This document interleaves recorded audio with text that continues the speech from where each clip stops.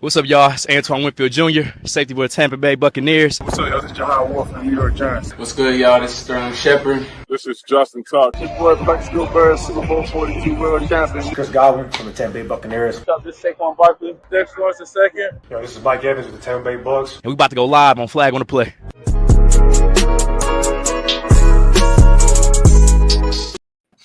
Yo, good everybody. Welcome back. Another episode of Flag on the Play, College Football Edition. Back here with the guys. Remember, how we feeling? It's on playoff time, man. Playoff time this weekend. Playoff time. Bannon robbed. We'll get to that. We'll get to that soon. I think KK, anyone who thinks Genty was robbed is a bot. Cook. Great cook, phenomenal cook. That's an elite cook. But speaking of awards, man, let's start off with these awards. And we ain't gonna start off with the Heisman yet. We're gonna start off with I'm gonna just choose. I'm gonna just start choosing these motherfuckers. I'm gonna start with you to tell them, Tegan. Davey O'Brien, Cam Ward, he wins it. Did they get it right? Davey O'Brien, is that the one with the senior quarterback? No, that's just quarterback of the year. Quarterback of the year? Yeah. I'm fine with Cam Ward being the best quarterback this year. Bro was mini Jaden Daniels, just slightly worse. What? Miami had a bad defense and they had a crazy good offense. Yeah, that was statistically. You're right. Go ahead, brother. No, they got it right. I mean, is it between him or Dylan Gabriel? Cam Ward had a way bigger carry.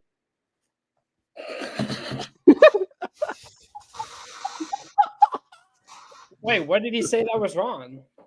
Bro. Get him back up here. Whoa, at least it was probably between him and Dylan Gabriel, which it probably was, considering Dylan Gabriel was. Yo, we starting up like this, bro. I mean, that's why. You can't tell me it should be Shador gap everyone else. Are we starting off like this, bro? Like, I'm saying it's between Dylan Gabriel just because it's so fat that Dylan Gabriel was top 4 in Heisman. So I'm assuming he was probably runner up in Davey O'Brien. That's what I was assuming. Oh. But yeah, they definitely got it right with Cam Ward. I mean, he had the carry job this year, uplifting Miami. I was about to say, I was like, with 2 minutes. They definitely got it right. Donnie. You already know my answer. I think he deserved it. Yeah. That's interesting. Yeah, I'm not gonna lie, Durag, I'll let you slide because your reasoning, because you say because you got top 4 Heisman. I don't even think that brother should even got nominated, but no, it's undefeated team. I think Shador should have won it, but it is what it is. I already knew Cam was going to win it. Lucas was popping, but yeah, I think Shador had the better season. I think Shador was the best quarterback in the country this year, but he didn't get all the he didn't get the credit he deserved because he got a fucking unicorn on his team. So, he won an award. He won the Johnny Golden Arm Award. Yeah, that's fine. He should have won. To me, he should have won Davey O'Brien, and I think Shador should have had a better case for damn near as a Heisman finalist. But that was it. Colorado went 9-3. Yeah, like them late votes or whatever. I think he could have. I could think he got invited to New York. You're not telling me Dylan Gabriel had a better season than Shador. Dylan. No, but they 13-0. They didn't get somebody there. I understand why he made it. I thought you said Cam, not Dylan. That's not hell no. It's just because what's the name? Yeah. I mean, I think Shador had. Dylan's up there because I think Shador had a better season than Cam, but they just didn't win. They didn't. If they would have had the same record, I think Shador would have got an invite. Yeah. To New York. I think so. Maybe. Wow. Let's go to the next one. Not even actually. I'm sorry with you. Ashton Jetty wins the Maxwell. Did they get it right? Listen, man, it's so hard to win all the main 3. Like the main 3 being the Heisman, the Walker, and the Maxwell. We can say Travis deserved all of them. That's fine. If you want to win all 3, you got to have a Burrow type of a year. You got to have that type of year because that's the last time someone won it. That's the last time someone won all 3, and it was unanimous. Like, you guys can get mad about it all you want. Ashton Genty, I'm glad he got some flowers. He deserved at least one of the awards. You're not going to tell me we're just going to have that season and not remember it. You got to remember it was some type of award. So, unless you're Burrow and you're just 10,000 miles above everyone else, you're not going to win all 3. And I knew he wasn't going to, and he didn't. So, I'm not. So, Travis Heisman case not top 3 ever? Top 3 ever? No. Why is it not? No. Why is it not? Why is it not? Because I can name 3 right away that no one here is going to debate. Wait, did Barry win Heisman? Cam, Did Barry win Heisman? Burrow, and Barry. Oh, my bad. 4. 4? It's I not mean, because of the carry job, you already know what I think. I think Lamar and Kyler's are better. I think Lamar carrying that team, what he did, and then Kyler carrying a team to the playoffs that statistically have the bottom defense in all of college football. I hear more. My point is that I think his season was enough to where Not even Kyler won all 3. Tua won 1. Lamar didn't win all of them. Baker won. I'm not gonna lie though. If we being fair though, Tua was disgusting that in 2018. Though he was really disgusting. 100%. And Baker went stupid. 100% because he was close. But Trent, you I'm also need to realize that the public views Gentry's Heisman in a higher regards than you. That's why they gave him what. I just think it doesn't make any sense. This is why I say, of course, we talk about how they got too many awards. There's no way somebody can win the best wide receiver player in the country. I mean, the best wide receiver in the country and the best defense player in the country, and you don't win the Maxwell. Well, he shouldn't have won the best wide receiver. Yes, he should. I'm not gonna lie. We gonna get to it. When Trey broke it down, it wasn't as crazy as it sounded. It wasn't like last year. I raised my eyebrow, and then when you really think about it, he got it.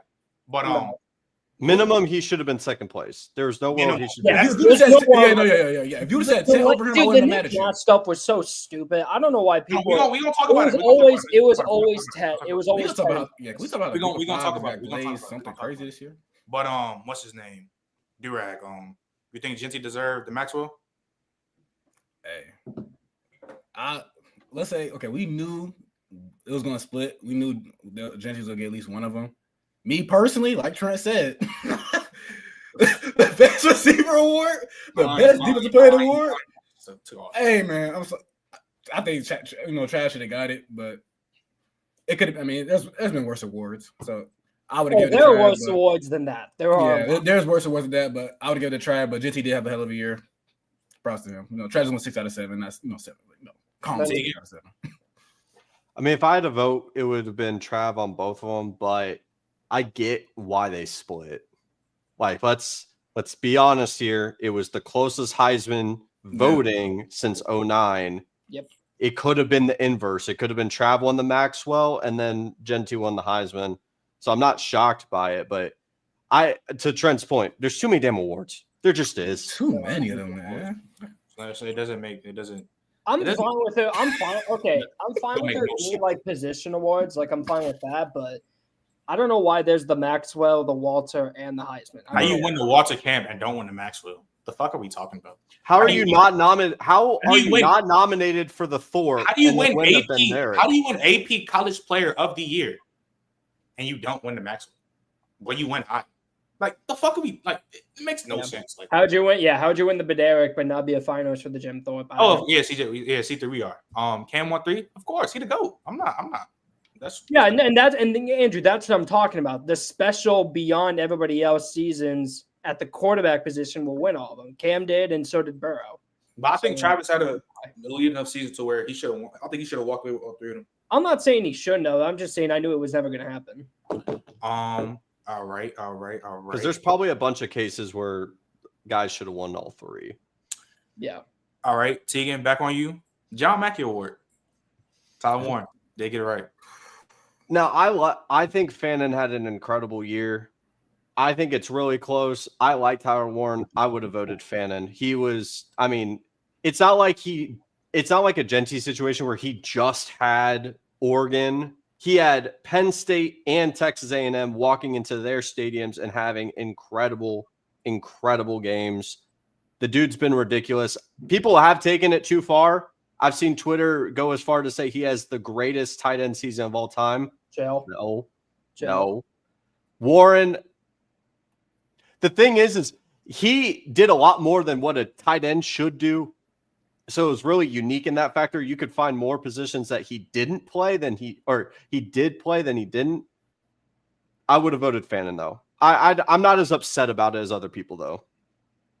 You're right. I mean, production-wise, he ran away production-wise more than the tight end in the country.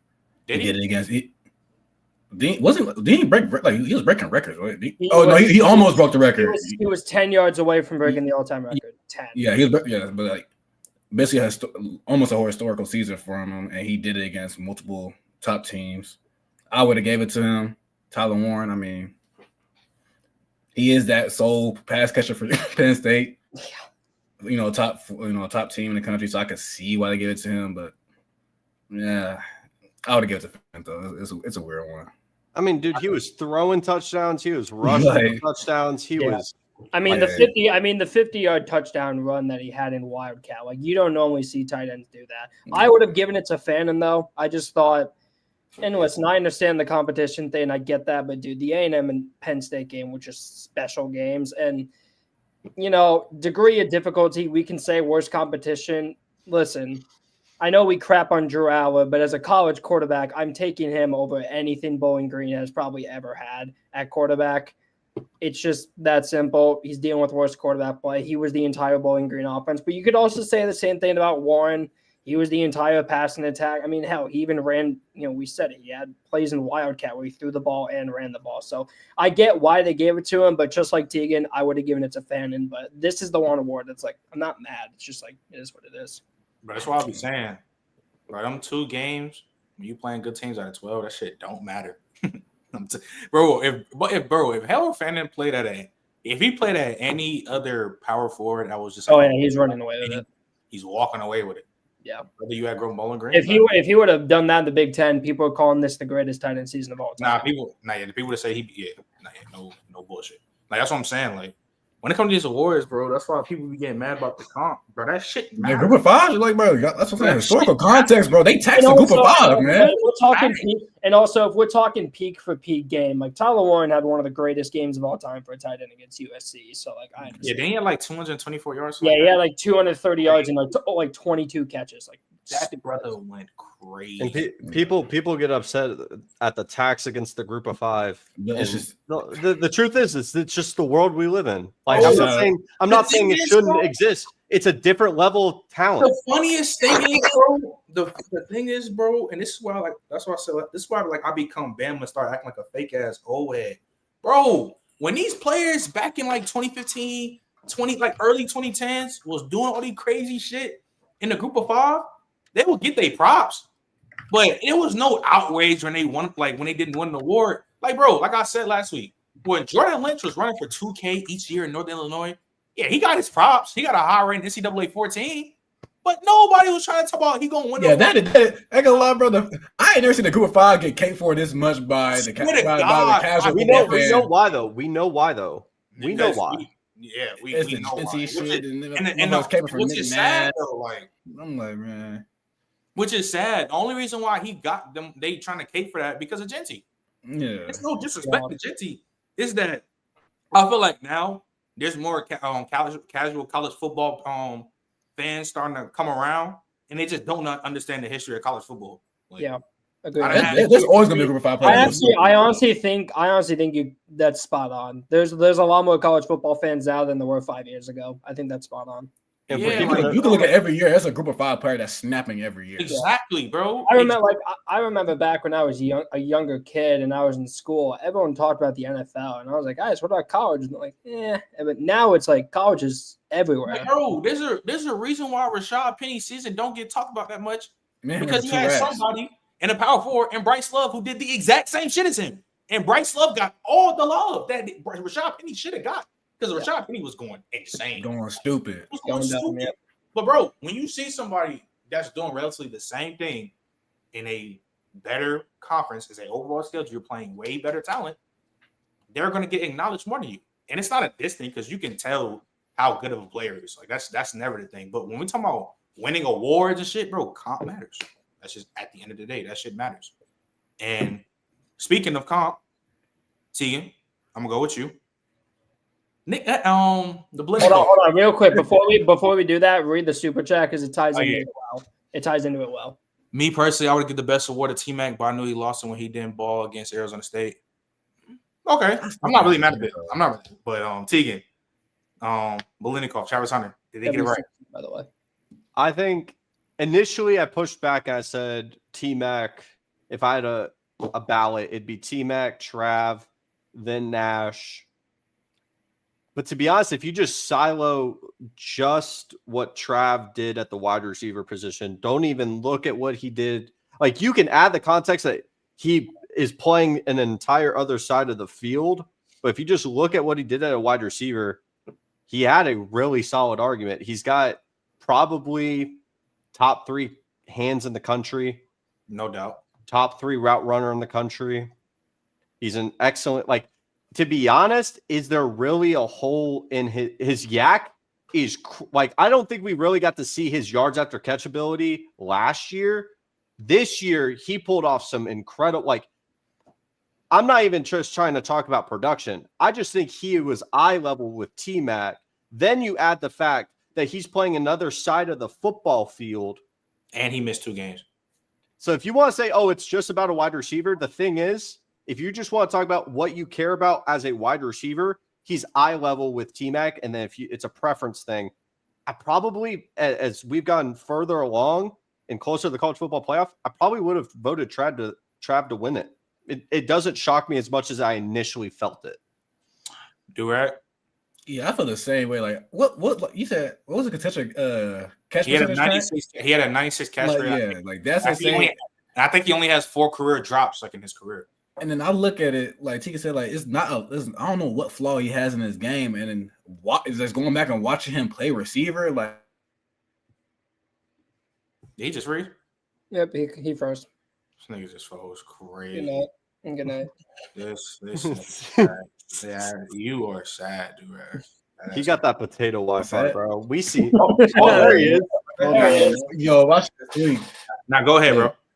Nah, but like just watching him play receiver in general, just clips from old games, like he's starting to move me a lot more as a prospect receiver wise than what I initially came into the year thinking about. So I'm thinking now it's not crazy that he got it. If you just said Tet should have got it, I'm not gonna push back. If you said Nick Nash should have got it, I'm pushing that shit. You see the door. Yeah, come on, like the Nick Nash love did not start, by the way, until after Trav won it. I just want to throw that out there. Bro, yeah. I mean, he was cashing my bets. That's about as good as Nick Nash was to me. Before I let Donnie go, see, it's like y'all trying to say, "Oh, Nick Nash got Nick robbed." Nash is cool, but come on, guys. It's the definition of comp matters. Where was all this people getting robbed shit in 2022 with my dog Tank? Basically triple crown in college football. What's good, J-Rob? He triple crowned in college football. He didn't even get nominated for the award. I heard no backlash. I heard 0 backlash. Old buddy from Western Kentucky the year before in 2021, he triple crowned. He had like 1900 yards, 19 TDs, 150 plus receptions. Jordan Addison won the award. We heard no backlash. But Travis Hunter went to Blitnikoff. Oh, Nick Nash triple crown. Like, come on. Yeah, I couldn't believe it. I couldn't believe it. Like group of 5, I've never seen this a cake like this before in my life. I think some of the fans of college football have done such a great job of showing how they want to backtrack, because for Nick Nash to not be docked for playing FCS schools in that weak ass conference, like, are we serious, y'all? Like, are we serious? Kennesaw State, Sacramento State, like 30% of his stats came from those games. Like, come on, what are we doing? What are we doing? Yeah, he wasn't. He was not the one. Like, the argument was Travis and Ted. So that Donnie, was the argument. So Donnie, you said Ted was on a losing team. You said Donnie. You said That's going to affect that. You said Trav didn't deserve it. Why is that? Well, the more I thought about it, the more I was. There goes Dave. The more I thought about it, the more I did kind of understand it. The reason I lean Tet is just because of the fact Arizona, and Tegan called it, was a mess. Noah Fafita this year was horrible, especially in the second half of the season. I mean, the offensive line disappointed. He didn't have a Jacob Cowan to rely on. Instead, it was just him, and he was still producing similarly to how he did last year. And I just think overall, as a wide receiver, I think his skill set is better than Travis. And if, that's a big reason. Oh, my God. So I'll keep it quick, and then I I'll don't agree with that though. I'll keep it quick and let JJ cook after. I just thought Tet was the better. I thought Tet was the better receiver this year, but I'm not mad that Travis won it. If you do include the fact that he did play both sides of the ball and all this blah blah blah, I understand it. I would have given it to Tet. I'm not as mad as I was. JJ, go crazy. Nah, he not going. We doing the awards right now, bro. Yeah. You need to relax. I'm not gonna lie. You need to I'm relax. hijacking your show, bro. Nah, no, you're not. No, you're not. You need to calm down You're because not, it's Michael Penix Jr. time, and I told y'all this months ago. I told you already. This is the poet show. I told you, bro. It was This Michael is the poet show. Look, J-Rod was right about that. He trying to pull a Kevin Owens while we trying to talk about these awards. Wait, brother, you can talk your shit about Clemson later on. Can we talk? Y'all playing the playoffs. We gonna get to Clemson. We gonna get to y'all. Yeah. We need it. We Bring need me up right now. I ain't gonna lie though. Wait, but I'm not gonna lie though, Donnie. Watching the tape, I mean, I don't think McMillan is a significantly better receiver than Travis Hunter. And I could argue that Travis Hunter doesn't. Huh? I don't think significant. You think it's marginal though? Like you think it's? No, it's not. Okay, valid. Then we valid. All right. So J-Rod, back on you. I'm gonna do you. Jim Thorpe Award, Jahdae Barron. Do you think he deserved the award? No. No. This is another thing that I don't get by people. I don't get it. When corners are not gonna, if you're a shutdown corner, you're not gonna have crazy numbers. You're not. You're gonna have. He had 31 tackles, forced fumble, 5 picks? It's Travis Hunter. And let's not act. If you're the defensive player of the year, they say you're the best defensive player in college football. How are you not the best defensive back in college football? Exactly. Like, what are we talking about? Like, what are we talking about, y'all? Like, this is he's a unicorn, bro. This is Shohei Ohtani college football edition. Like, it is what it is. Like, shout out to Barron, congratulations. But they just said we got to give him 7 and not 8. I can go to OD with it. Yeah, I'm not gonna lie, he dead should have had 9. He should have had 9. He should have had 9. Tegan? I like Jahdae Barron a lot. Yeah. It's also just tough because he's a slot corner. To be honest, he didn't face a lot. He played outside this year. He did. Yeah, but he moved a lot. He did, but does that not bring more value into a guy who moves around a lot? Yeah, but I'm not saying I would pick Jahdae. Let me get to the point where I would pick Trav to be the best outside corner. Now, I personally think it's more impressive that he won the Blitnikoff. Just because I think if Will Johnson played a full year, if Benjamin Morrison played a full year, I probably that's a hypothetical, so I'm not even going to get into that. But outright, there wasn't like a major injury. If anything, the wide receiver pool got deeper. You had Jeremiah Smith, you had Ryan Williams, and he just outright, I think, was the best wide receiver in football. I would have voted Trav to win the fact that he wasn't nominated. Let's not even get into. Here's the thing: the Ben Derrick. I don't even know if he should have won the Ben Derrick. I probably would have voted Abdul Carter. Yeah, but he should have won the Thorpe. Outright, he should have won the Thorpe. That's just what it is. Like, I think he was the best. If it's just saying, even then, the fact that people don't really talk about Caleb Downs, I probably would have voted him over Jahdae Barron. Facts. And if you want to start arguing between Trav and Caleb Downs, that's a tough conversation. That's a tough combo, in my opinion. I could agree with that. Downs is one of them ones. That's it. Yeah, he's generational safety. Top 5 pick, in my opinion, when he comes out. Yeah. Donnie? Listen, I don't want to be labeled as a Travis hater. I don't. Because Travis is Shohei Ohtani. But not even Shohei Ohtani is the best pitcher and batter in the league at the same time. Travis is no doubt about it. I thought he was the second best corner in college football this year. I just thought Jahdae was a little bit better against better competition. Jahdae Barron, I thought was a little bit better. And the main reason why he was the big reason on why Texas's secondary took the massive jump. Am I wrong? Can I He was a great player. He's great. Let me He's make my great. point. Make your point. Go for it. Jadae Barrett. Okay, what was the issue with Texas last year? That secondary sucked. Everyone knew Atrocious. it. It's what got them killed versus Washington. Jadae Barron, last year, he was a good player. Like, he was definitely the best DB. Last year, it was all just a bunch of mess. This year, the numbers this year are extremely similar with Trav. I think he had like one more pick. Trav had a couple more pass breakups, all this stuff. The versatility Jadae brought as well. He was a lead in the slot. He was a lead outside. He had snaps in the box. He had snaps out at safety.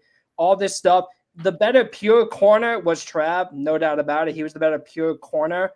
Jadae, much like DeJean, a guy just moved around everywhere and just was a lead at every spot he played. And he was on. And he was Wait, on. Can I go? Can I go after, please? Real quick. He was just on the best. He was on the best defense in the country, and he is the main reason on why that secondary went from bad to top 3. So that's why. All right, but you know why? I'm not mad if you say Travis. Can I?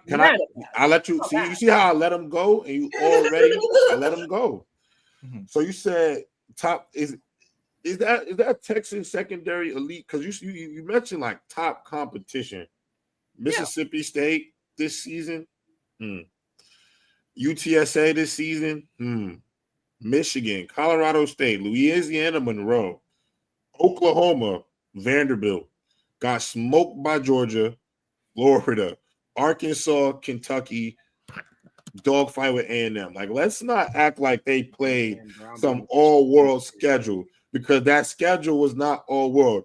I personally think they kind of got lucky. They didn't play Bama. They didn't see Tennessee. They didn't play LSU, and I don't even think LSU was that good, but I think that the wide receivers would have been a much better challenge. So let's not act like I'm at this point because I think the competition argument, I think Donnie leads this into something bigger. Can we understand that in the year 2024 and on, can we stop talking about strength of conference, please? There's so much parity now in college football right now. It's even. Tegan, SMU and Clemson are in the playoffs. When would we ever predict it at the same time out the ACC? The 3 seed is Boise State, which I disagree with. We are in a new age. Indiana is the 10 seed, bro. We are in a new age of college football. So this idea, I don't think that. Like, are we honestly think the SEC was a dominant year for the SEC? Like, are we going to really candidly say that? I still think it's not equal, though. Like, it don't got to be exactly equal. What I'm saying is the gap is not marginal. Are you talking about through the Power 4? Yes. Okay. I'm not talking about group of 5. Okay. No. The reason why I bring the group of 5 up, the reason why I brought a Boise State up is because even a group of 5 school is a 3 seed in the playoffs. Like, that's just where we're at with college football. So it's just like, so why are we? I don't think I think in college football now, if you're a Power 4 program, I don't really think I'm going to do a competition debate of who played who, because I've seen LSU lost to USC this year. USC is horrible. Like, I just can't get down with the competition anymore because it's. I have a question for Donnie. How can you say you would have gave the John Mack to Harold Fannin over Tyler Warren when you just said you was taking Jadae Barron over Travis Hunter because he played great versus better competition? Texas A&M and Penn State. That's why. 2 games out of 12. Yeah, kind of. No, are we serious? Also, the raw production wasn't particularly close. This raw production, Jadae and the yards is off by 275. That's a lot for a tight end, Trent. That's a lot. They pulled in 1,000 yards though. I'm saying it took Tyler. Hold on. Johnny, how are you trying to the conference title hit 1,000? You said what? Tyler hit 1,000 in the conference title, so it took him 13 games, not 12. Okay, he still hit 1,000. Conference games not matter for the that does matter, but he played the extra game and was still behind by almost 300 yards. Okay, but I'm gonna say it again. Donnie, if you have 2 players that are playing elite football and one is playing way better comp, like astronomically way better comp than Bowling Green, why would you not give it to him? When you just said Jadae Barron, who wasn't better than Travis Hunter this year, was you gonna give it to him because he was playing better competition? Well, okay. Once again, as an outside corner, yeah, he wasn't better, but it was the versatility. But it was the versatility. And also, I want to say this, J-Rob, I understand they got blown out by Georgia. Carson Beck threw 3 interceptions and had no touchdowns in that game. That's secondary. Carson Beck is trash. Come on, bro. What are we? If he's trash, then Carson Beck is so whack, bro. His backup is better than him. What are the Big 12 quarterbacks? What I'm saying, Donnie, what I'm saying to you is, I think you're overrating the schedule that Texas played this year. That's why when they see I think Georgia, you guys are underrating how much of an impact Barron had on that secondary. Bro, are we going to talk about underrating him? I'm I'm just saying he's not the best DB. He wasn't the best DB this year to me. You brought up competition. He potentially only faced the best 2 wide receivers he faced was Torrey Horton and Barry Brown. Yeah, that's all I'm saying to say. You brought up the competition, and he was guarding the slot, so you don't even know they're playing in the slot. He was guarding. No, he played more snaps as an outside corner this year than a slot player. So the only 2 guys he really guarded was the same person that Travis guarded and Barry and Brown. Yeah, like I'm not really too lost in that, bro. Like, that's kind of like okay. Then let me ask you. Their schedule wasn't crazy. McMillan or Barry and Brown. Where's the competition with Travis? Because McMillan or Barry and Brown. I never used. I'm not the one using. Listen, but this my whole point is I'm not using the strength of schedule argument. You are. I'm just saying that I don't think it's valid because I don't think I'm not mad if you give it to Travis. I want to clarify. You don't got to be just giving Jade his. I'm not mad about that. No, nobody's mad. I'm just don't saying. Agree with you. Yeah, you brought up like the competition thing when the only 2 noticeable receivers that he faced was a guy Travis Hunter guarded this season and Barry and Brown. So it's not like Jade just been on some they playing like some crazy team damn near every week and he's strapping down all these guys. He's not doing that. Yeah, I'm not saying he is, but it was also the fact that this secondary was as bad as it was last year, and he is the main reason why it got so much better. Like Malik Muhammad is awesome, Andrew Mabuka, awesome. Those guys are great. Jade Barron was by far the most important reason why that secondary went from bad to elite. That's why. And Travis Hunter completely cut off a side of the field for a defense. That's just as valuable. Did Jade Barron not on the defense that Donnie you say is dog shit? I don't think it was just. I didn't say it. I said it was dog shit. I said dog shit in the preseason. They got better over time. Like bro was also like a clutch defender. Hey, but like what you told me, the impact is way different. I did. It's gonna go from dog shit to not good. But I also said the same thing about Texas's secondary, but it was way better than I thought, and he was the main reason why. I mean, they brought in more guys too, though. They did. Malik Muhammad took a step up. Andrew Mabuka was good this year, 100%. But Jade was the guy on that defense. Andrew Makuba, I feel like we're downplaying the fact that you still brought him. Andrew Makuba, one of the best safeties in college football last year, and then you still have what's called. What's my white boy name on that secondary? He's nice too. The walk-on? You talking about the walk-on? Yeah, the walk-on. So all I'm gonna say is this, bro. One of the best front. I ain't gonna lie. You can say Jade the white boys is going crazy in the secondary in 2024. I gotta give it up to the white boys. They bring in great guys to go fill out a secondary that wasn't that great. You're gonna get better. That's just how football works. I don't know what we're doing this. Jade obviously played well, but I'm not gonna sit here and act like this man was shutting down the entire side of the field like Travis Hunter was. I'm not even gonna lie to you. You move Travis Hunter off that defense, it goes to show how bad they already are. It might be two more losses, bro. 2. 3. Hey, you telling me you putting Shiloh out there on an island? He already's on the island. You see what happens to him. But Shiloh gonna be straight though. If he get to the right system, he be straight. He's gonna go to the league. You're not going to make him play man. He's not going to play man coverage. He need to go play. He need to be playing linebacker. He need to go linebacker. He's gonna be like a star. He's got to play the Buda Baker role and just be. He's gonna be an XFL great. Hey man, even Thanasis got a spot in the league. I think he can play in the league. Even Thanasis got a spot, bro. I do think Shiloh could play in the league. Just let him. Because I do think there's certain players that we've seen multiple times in NFL where one-trick players have thrived in certain situations, and then we know once they leave, it's quiet. Like I'll give you an example. Remember Bruce Irvin? Yeah. With the Seahawks, never really was the same pass rusher once he left. But you feel me? It's because his thing worked. So we was obviously talking about Jim Thorpe. Do you think Jade? He deserved it or hell no? Yo, the chat is OD. Good. Look, That wasn't nice. Hey, I'm I'm telling telling you. you, hey That's man, not if nice. Thanasis Antetokounmpo can have a Yo, son, you're league, comparing so can Shiloh to Shiloh. Thanasis. So Yes. can Yes. Shiloh, bro. Yes. Shiloh be putting dudes into the dirt though. Like I'm sure. Yeah. That's And what look, that Sharon got. That's what that Sharon got. You know what happened, bro. J-Rob? Hey, J-Rob, Y'all ever seen them Brian Dawkins highlights where they be like, Hey, where they Jared, showing- you ain't seen the necessity that Sharon got against Dallas that one game? Hey, J-Rob, you ever seen them? You ever seen them Weapon X highlights on TikTok where they be showing like him wearing like crawling out the tunnel, him the dark buys and everything, and it's like spooky season? That's what we're gonna see with Shiloh in the XFL. I promise you. Nah, Shiloh. I ain't gonna lie. Shiloh gonna be a good in the league. He gonna be on the San Antonio Brahmas. He gonna be over there. Shiloh about to play for the Detroit Lions. He's gonna join the Detroit Lions secondary with Dan Gamble. They're gonna be straight. That secondary guy. Even that personal foul's gonna hit crazy. All right, so look though. Durag, back on you. Let's do head coach of the year. We talked about it early on the season. Curt Cinetti, he got it. Indiana. That's bullshit. I'm sorry. Whoa.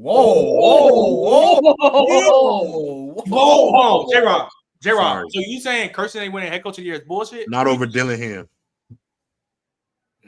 Not over Dillingham to me. Not over Dillingham to me. Why is that, J-Rob? Why is that? Because Indiana, I hate to even be this person because you're gonna call me a hypocrite. Come on, bro. They played a Sun Belt schedule this year, bro. I just feel like Michigan, and I'm gonna only say, and the only reason I feel, and I get, if Michigan was like a better Michigan team, I would give them that Michigan. Ohio State, J-Rob. I don't want to talk about it, please. I don't want to talk about it. I've honestly, if you've noticed, I have ducked this. I have ducked this conversation since it's happened. I haven't even talked about it. We need Dawson right now. Where is? I don't want to talk about it. Please, let's not talk about it. But I think what Kenny Dillingham did over at Arizona State, I just was more impressed by it. I think Indiana already shown signs of being a good program heading into this season. I don't think any of us are truly surprised that they had a good year because I do think that momentum showed signs the season prior. I just think the flip that Kenny Dillingham has made to Arizona State over the last two seasons was more impressive. I do think their wins this season, to me, I'll give it this. I think the wins that Arizona State had this season were more impressive. And I think when I saw them in the Big 12 championship game, they were way more impressive. The way they just dominated at the line of scrimmage, like I don't think Arizona State is going to be an easy out. I'm going to be dead honest. I don't. I think if they have to rely on their kicking game to win, it might get spooky. But I just think the physicality, I like Cam Scatterboo. I think he's a dog. So, I mean, I think Arizona State might be a tough out in the playoffs, and I think that also has to do with just a little bit of momentum. You know, they're kind of delusional about themselves right now as a team. That arrogance, it does help you in these type of situations. See, but J-Rob, I mean, he deserved it. Indiana head coach deserved it. Hey, I'm not gonna lie, Dillingham got an argument. I'm not gonna lie. You saying bullshit? That's what got me. Bullshit. They were projected dead last. It's just because it just seemed like y'all all was just like it's clear agreement. No, you said bullshit. Like he had no. Yeah, I had to throw something in the mix. I had to switch it up. But you think Arizona State's facing Texas next round, and I'm taking Arizona State over Texas.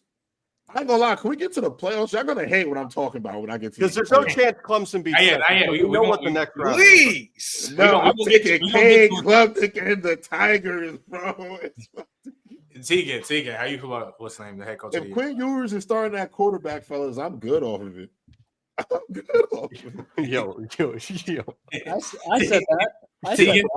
Hey, Klubnik better than him, bro.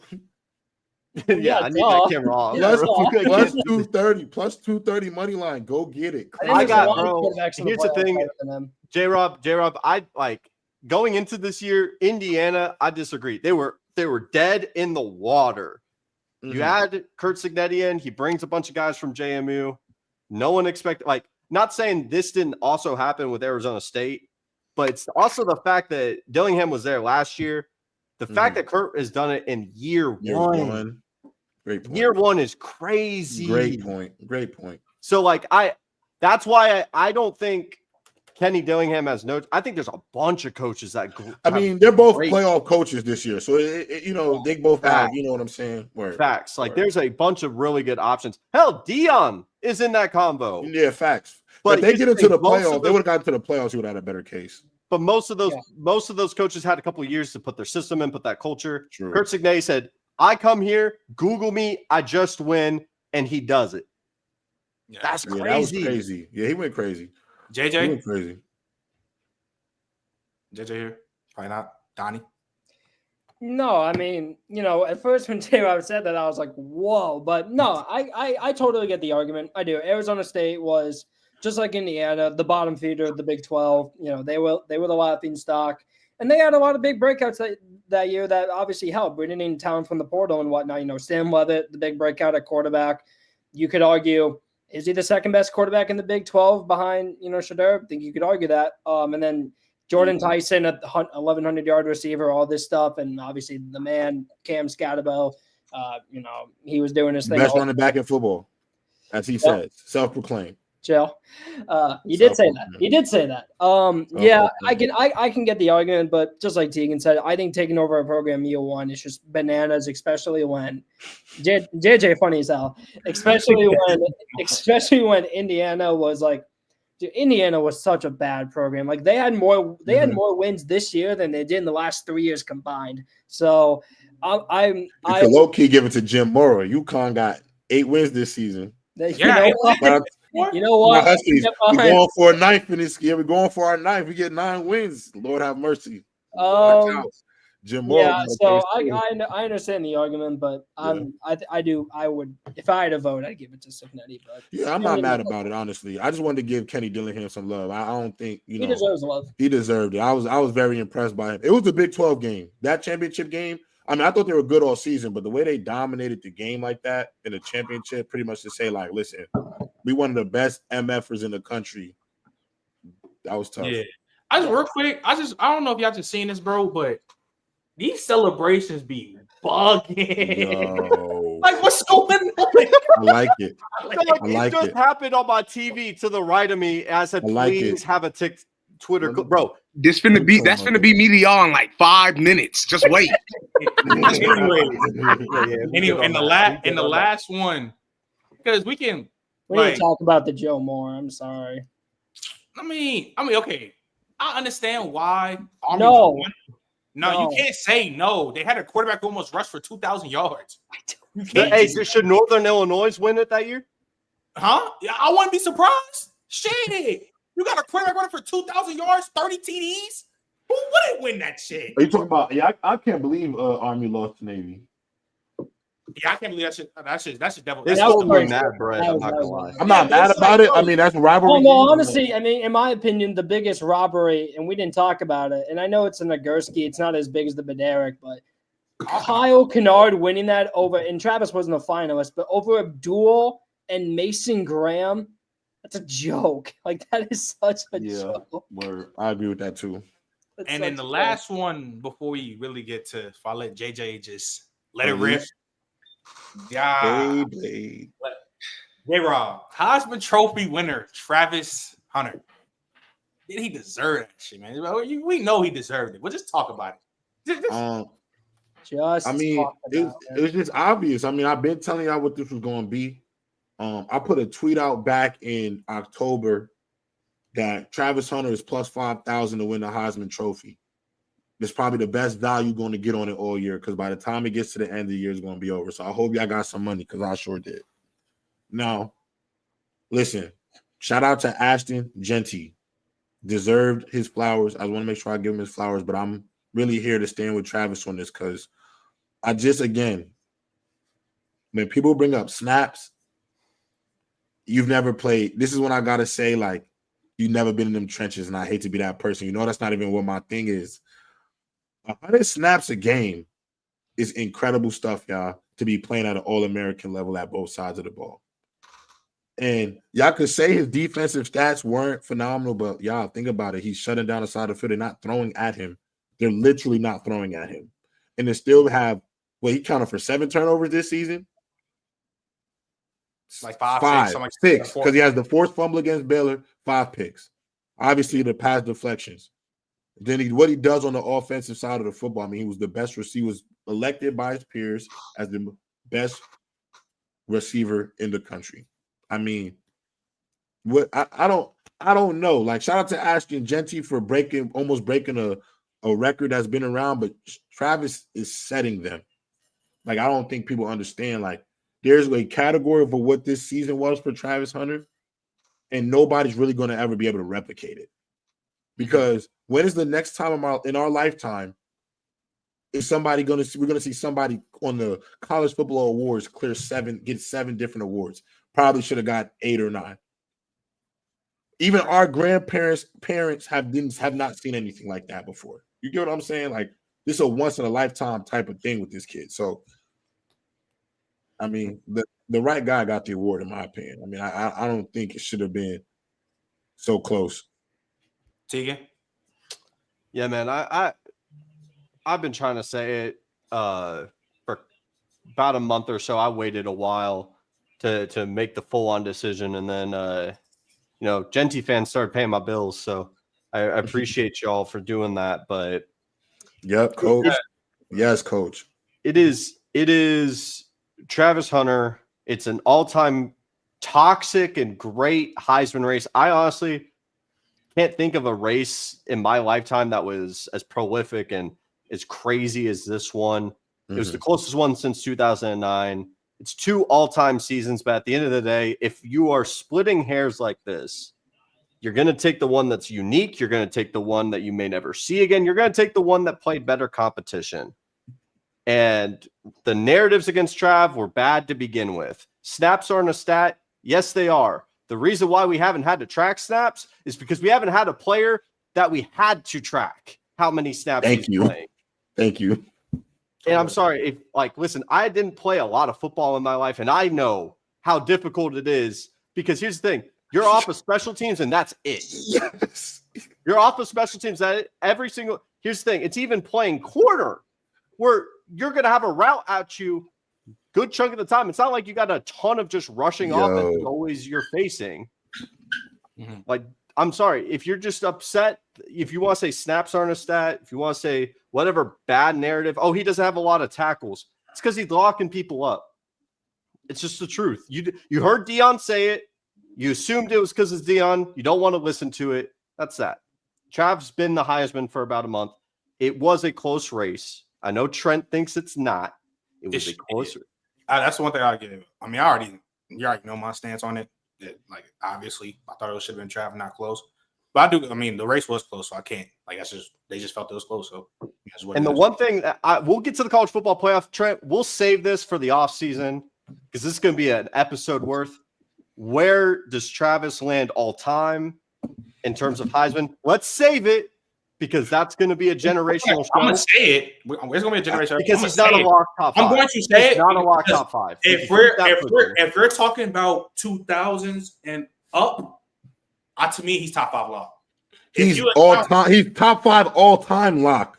Like, if we're talking about, he did something historic. Like if we're talking about, if you include Barry's season, because that's obviously that's a top 5 season. You getting almost 2700 yards, 37 TDs in 11 games. You got it. Of course. If you count him, I think Travis will be 5, 4? Yeah, 4. He got to be 4. He got to be 3. He has to be, to me 3 through 5 at least. Me personally, if you count 2000s and up, the only Heisman seasons I would take over him is Cam, Burrow, and I would slide in Lamar because he had nobody and then he did what he did. And even then, Lamar gets to a toss. I forgot about Lamar. Excuse my language, my bad. And that's the only ones I'm hearing. It's the only ones I'm hearing. I'm not going to push Lamar's back was too crazy, much. but he's top 5 all time. He's top 5. I'm not going to push You back. think top 5 player all time? Travis Hunter in college football? Yeah. No question about it. No doubt about it. No questions. It's a no. There is no doubt. It should be no debate that Travis Hunter is a top 5 all-time college football player. This boy played 2 sides of the ball at an all-American level, Trent. There's not a single player in the history of sport to be able to replicate what he has done. We may never again in our life see that again, ever. He Biletnikoff winner, best defensive player in the country in the same year. Walter 7. Camp, AP player of the year. What are we talking about? The first player ever to win a back-to-back what's the name? The Horning Award? Back-to-back? Yeah, first player ever to do that. I ain't gonna lie. We might have to be done with the 90s, done with the 80s. Done with it because I'm gonna be honest. You're gonna be mad. Outside of Barry Sanders, I don't know if I'm taking one of them old. Because for my top five, my five is for me all time. Cam is number one. Facts. I'm going Barry Sanders number two because if you watch that old footage, it was nothing like Barry Sanders, bro. I think he's one of the just like best football. Like to me, like one of the three best. I think he's like one of the three best football players just to ever play the game. If we really get into that, okay. Then I'm going Travis Hunter at 3 for me personally. He's 3. Then he played two sides of the field at an All-American level. I cannot reiterate that enough.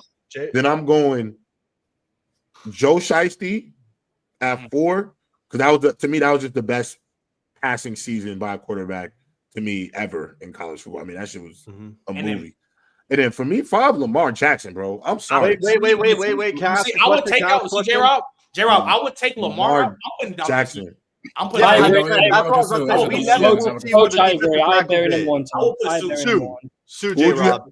Ndamukong Suh. And Nebraska, bro. I'm not going J-Rob. We've never seen what that defensive tackle has ever done. J-Rob, just think about this. Think about this, J-Rob. Just think about this, right? Just think about this. You remember the 2009 how elite that Bama defense was? He was so elite.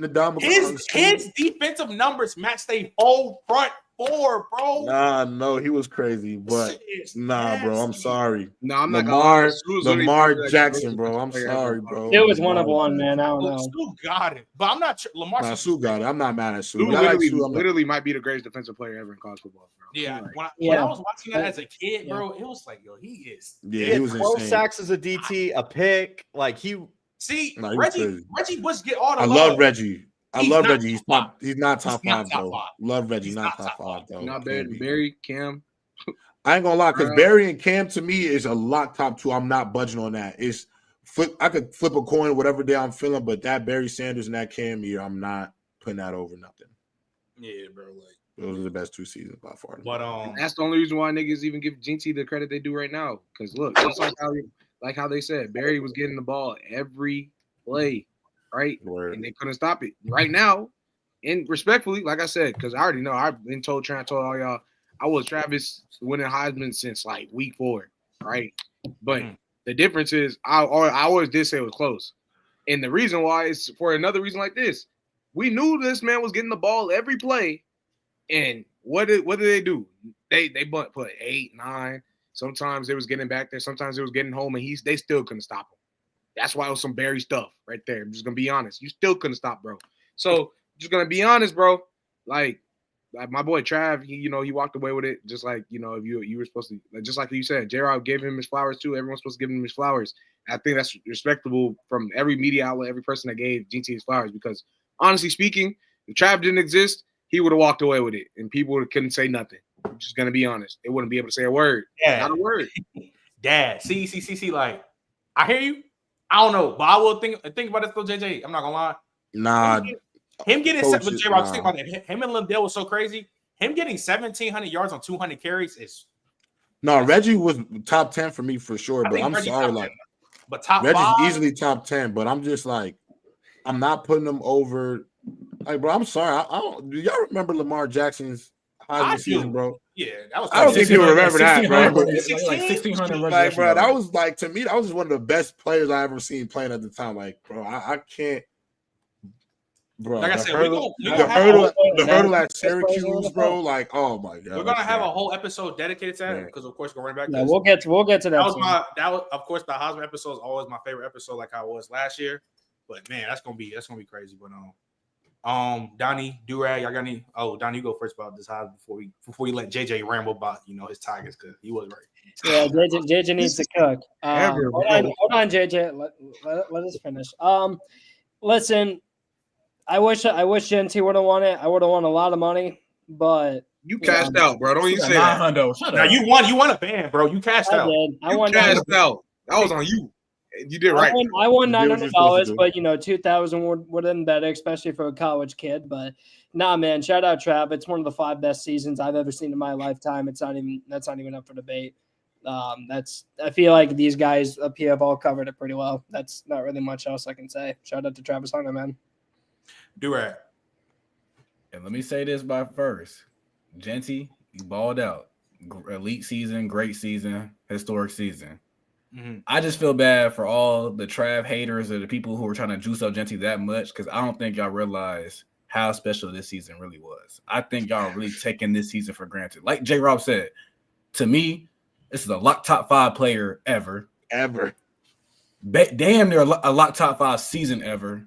It's something. There's a good shot that we will never see this ever again in our own lifetime. No. There's a good shot my kid won't see this ever again in our lifetime. Like, this is how special of a season this was. And I pray to God, hey, if you the ones who took it for granted, hey, man, I feel bad for you. Simple as that. Word. All right.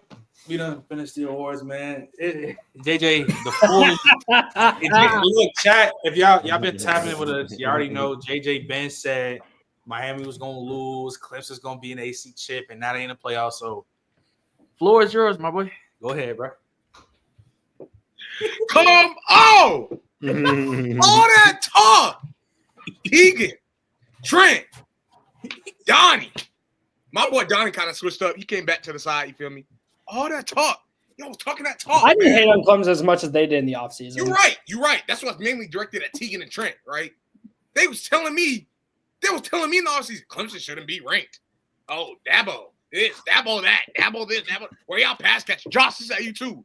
Where y'all pass catchers at? Are y'all even better than Miami? Are y'all gonna finish better than FSU?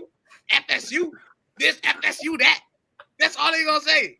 Grant, go ahead and throw up. How your Notre Dame doing? How LSU doing? Stay over there. Miss doing. Come on. Anyways, back to what I was saying. Oh, K. Klubnik not own nothing. Oh, he shouldn't be ranked in the top 50. I don't even think he really that good of a quarterback. Blah, blah, blah this. Blah, blah, blah that. Jill Moffa, mid. Clemson online. Is it really on anything? The only thing y'all got is defense. All y'all got is defense. Fucking all that. Y'all told me DJU was gonna go in there and go ahead and walk Clemson down, right? DJU, what he do first week? Lose to Georgia Tech, and ever since then, guess what FSU's record was? 1-12. Anyway, guess what? Keep it going though. We can keep it going down the list. Clemson went in. They lost to Georgia. Now everyone will be on my head. But after that, what we do? Start walking them down. Y'all still not better than Miami, though. That's all I kept hearing all year, J-Rob. That's all they kept telling me all year. Y'all not better than Miami. I was one of those people. I ain't gonna lie. Cam Ward that. Hey, shoot. Then you back on this side. Good. Because guess what? Facts. I'm right with after that. Now.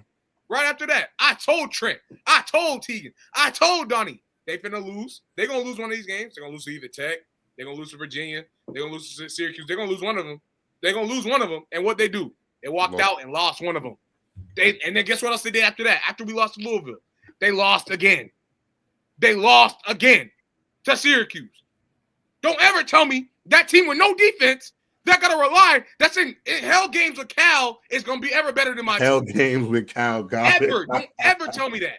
Don't ever tell me that.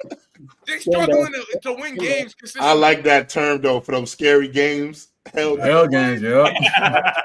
That scary game that you're not supposed to be in a dogfight in. Hell game. Y'all give Dabo his credit. Y'all give Cade his credit. Y'all talk about Antonio Williams, Jake Brennanstool. Talk about them boys. TJ Parker. He showed up and showed out. Peter Woods. He did. Don't forget about the little Terrell brother. Eric Carter. He's a top 10 defensive player next year.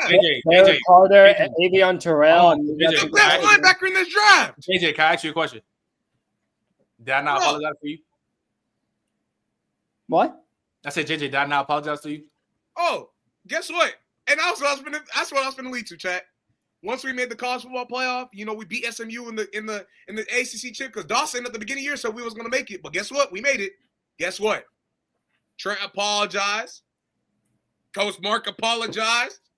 Donnie Ben apologizes. I'm sorry as well. I wasn't familiar with that. Go ahead. Hey, J. Rob, it's all good, man, because it's okay. Some people get led astray. Some people get fooled by some random team that always want to act like they're good when they're really not. You feel me? So now we in this college football playoff like I said we gonna be. We won the ACC chip like I said we were gonna do. You're gonna beat Texas? Yes. And now we going down So where They are Kate gonna beat Klubnik's Texas. hometown is, And But we I'm gonna saying- win. down, Tegan. Oh what? Oh, he's sad. He putting money down. Yes, Yeah, I like Tegan it. is I like it, sad. Tegan. I That like it, Tegan man. curse. No, he doing that. He doing that reverse psychology. I'll bet. Listen, I'll bet on Texas. You know my The curse is only electric. people that believed Nah, it Gerald got that true was curse. Drew and Dev. They don't, and guess what? Because they Clemson fans, it's okay. Oh, I'm but about they to knew say, the real. logistics. They knew the real. They knew the real. So now we walking down to Texas, K Klubnik hometown, where he won not one, Yeah, he but about two to- state championships. And bust Right? Queen yours asked to get one of them. He's No, a chill. champion. Yup. Handed it to him, right? Quinn Ewers Belt to handed it to ass. him on a What y'all be silver saying? What y'all platter. boys be saying? Belt to ass. Like, come on. So guess what? We're gonna go out there again, and what Quinn Ewers gonna do? He's gonna hand over the keys for us to go to the next round of the playoffs. And we that gonna do that. Hawaiian I ain't gonna lie, Quinn Ewers. No, I ain't gonna lie, bro. of Quinn I Ewers, like Clemson speaking over of Quinn Texas for Ewers, sure. JJ, speaking of Quinn Ewers, Talk that talk. He's whack. So say something crazy. speaking of Quinn Ewers, Donnie, what you said is still was have you apologized to me yet, JJ? Yeah, I've been apologized to you. You know I did too. About Arch. Arch should be starting quarterback though. I don't care what Donnie. I said this before the title game. No, Donnie, Donnie was still wild. Wait, Donnie y'all was remember? still Y'all wild. remember what episode was you on? Way back in the season, I said what we give Quinn Ewers 5 games till we got the we want Arch. You chance? did, but Hey, no. And here's the thing. No, Jack. hey, I He got hurt. Donnie, Here's no, the Donnie, you thing. still yapping. You were Here's the still thing. yapping, You bro. wasn't yapping. I wasn't yapping. That's how Just it you was. were. You don't make a QB Word. change before the championship Donnie, game. Yo, I'm sorry. Quinn Ewers is You don't going do to that. play with. I Quinn think is he's not good. good. When are you guys If going to we go realize back this? He's to this not argument good. we You had got to 2 go weeks play with ago, Bill Belichick. Quinn is in the best situation of any quarterback in the Bro, country, and he Donnie. sells like that. bro, That's you cool literally enough, but said you don't you're make the starting quarterback Arch change. Yanni No, based y'all off told me. Hold on. Time Yes, you out. do make the quarterback change. I'm out. No, Yes, you not- do. not No before way the- y'all not before the said. SEC No, title game. Donnie, Why you not? saying We Texas saw is the Coach. best We saw situation? Nick Saban What'd do you it say, in the baby? You saying halftime. Texas is Yeah, the best? J-Rob, At halftime. halftime. Yeah, we were sticking the joint up. Now Quinn was sticking it up. J-Rob, you bench him. Quinn Cool, he been was sticking sticking it up. He's whack. Put Arch What Manning in division? the game. Hey, so J-Rob, say They can't even run read option with Hey, Quinn. J-Rob. So I know you think my fault, JJ. I know you think Carson Beck whack. Sharp, you start Gunner Stockton? Yes. Yes. So Carson Beck is. Go ahead, I bro. blame this on Donnie and Tegan because they use words like intangibles and mechanics and tools and projections. And so guys like Quinn Ewers and Carson Beck overstay their welcome as the leaders of an offense because everybody sees what they can be and not what they are. Both these boys are not very good at quarterback. They're not very good. Carson Beck, for one, is a turnover machine, bro. He's literally Sam Darnold seeing ghosts. Like right now, he's Jameis Winston for the Browns. Yo, watch out. That's what he is. He's a turnover machine. If you're a betting man, I would bet on Carson Beck 0.5 interceptions over on FanDuel. Twice. Yeah, like you feel me? And then when I look at Quinn Ewers, I mean, he's bound to throw a pick or two. But my other issue with him is he don't got no touch for real like that. I don't think he always knows what type of ball needs to be placed in certain moments in the game. I think he's a little frantic in that pocket as well. And I don't know if he's always seeing the floor that well. I mean, the field that well. Like sometimes the throws he missed to me is because he's short stroking it. He like alligator arming it. So pause. But y'all know what I mean. You got to really, you can't. Lock in, Dave. So JJ, Lock what in, were you Dave. saying though before? Anyways, I was going to say one. No way folks are saying Quinn Ewers in the best situation in college football now and for an offense when they was telling me Cam Ward had a better situation before the season. But I digress. Anyways, I'm going to take this back because I don't even care about none about that Carson Beck. Carson Beck ain't better than my dude. You know what I'm saying? Quinn Ewers, hey, look, after you got injured, bro, you fell off, bro. It is what it is. Yeah, he bro. can't have I injury. can He tell has not been the same. you just ain't been the same, bro. So Wait, real quick. Hold on, my fault, basically- JJ. Wait, hold on. Because I apologize to like Tegan. You got anything to say? Has Roman Reigns apologized? Yo, you're crazy. Yo, you're crazy. So you Hey, got man. Hey, hold man, on. hey, man. Did Clemson have more losses than Miami? Yeah. Yeah, Logistics. Logistics. Oh, really? hey! Tell me who Miami played though. Hell games with Cal. Oh, okay. Anyways, Cal beat Auburn. I'm just saying. shout out my dog Miles with the $20. We got J-Rob noted. hey, I'm gonna double down on this too. All that stuff y'all was talking about, Cade saying that he fell off this, or no, he ain't that good. All this, not even fell off. He ain't that good. All that, blah blah blah. I want y'all to sit here and still say that. He's nice. He's nice. I'm good with Cade. When I said that last year, JJ, you know, we just had to talk about Cade Klubnik's improvement. I wouldn't jack Cade Klubnik before. I mean, this season he wouldn't. Y'all admit he made a major improvement. Cade is nice. I give you that. Cade is nice, bro. Hey, no. But this is directed at one person, and he got an R at the end of his name right now. You know what I'm saying? Go ahead and tell me. Nice, he cool. Cool. Nah, you said he was. You said you're taking Kevin Jennings over him. Yeah. You. SMU, let's go. Come on. I don't know about that one. I don't know about that one, Tegan. I'm not gonna lie, Tegan. I'm taking Kevin Jennings over him too. He's nice. Hey, y'all are trolling. Watch this, JJ. I know J-Rob not talking about this one. J-Rob, you got Lenore Sellers over Cade? Yes. Yeah. You got Miro over Garrett Nussmeier? Huh? You got Miro over Garrett Nussmeier? Yeah. Yeah. Nah, at least you consistent with that. Wow. Yo, I ain't gonna lie. Jalen Miro about to be the Jets quarterback, and I'm good with it. Taysom Hill 2.0? Yeah, I'm sure. Nah, just so he can learn. He can learn under Aaron Rodgers. Get his mind right. Under Aaron Rodgers. Hey, at least he consistent with it, because Tegan couldn't tell me that he had Miro over Nussmeier. Anyways, I got Miro over Nussmeier. So JJ, you know, you talking about Cade. This and that. Where you think Cade is like all time? Like not all time, but like all in time. The country. Whoa. Come on, bro. I was gonna say in the country. One of the quarterbacks. Where Cade in the country? He top Cade 5 in the Klubnik is country. a top 10 college football quarterback in the country. Where top period. Top 10. He better than Drew Aller? Him and Drew Aller in the same I ain't gonna lie. Drew Aller moves me. Drew Aller better when people make it out to be. Thank you, Dave. Who's been saying that forever? You might have been on to something with Drew Aller though. No. Stop this. Nah, Donnie. His weapons are ass. Thank you, Jay. Drew Aller put on like Drew Aller had a good wide receivers suck. And that's why Aller's weapons are awful. Those wide receivers suck. I was gonna say, I think they're the Penn State game alone shows you. Those two guys Aller is nice. I'm gonna be honest. Prior to the season, those two guys were written off for no reason, right? I said, bro, these are two guys that just went into a situation, and most of the time, y'all just expect any freshman to go in there and be a winner automatically and be the best quarterback known to man. That's just not the case. That's like dang near never the case. Go ahead. Shout out my dog Miles with another super chat. Who was the fakest girl up there? My money's on you. Yo, Miles, what's good, gang? Yo, that's crazy. I can't. I ain't gonna comment on it. We're gonna let the $10 on comment. I see your comment right there, Trent. Bye. Bro, that's Tegan though. That's Tegan who did that. Oh, is that Tegan? Proof. It's crazy. Proof. Anyways, hey. Nah, but so you know, you think Cade Klubnik, Drew Aller? Who was his same tier? Because look, like I said, Cade Klubnik in his tier with like no bullshit. So Drew Aller and Cade Klubnik in the same tier. Because like I said, you talk about two quarterbacks. Technically, it was basically their surrogate freshman year, right? They came in, they played, and they didn't play well.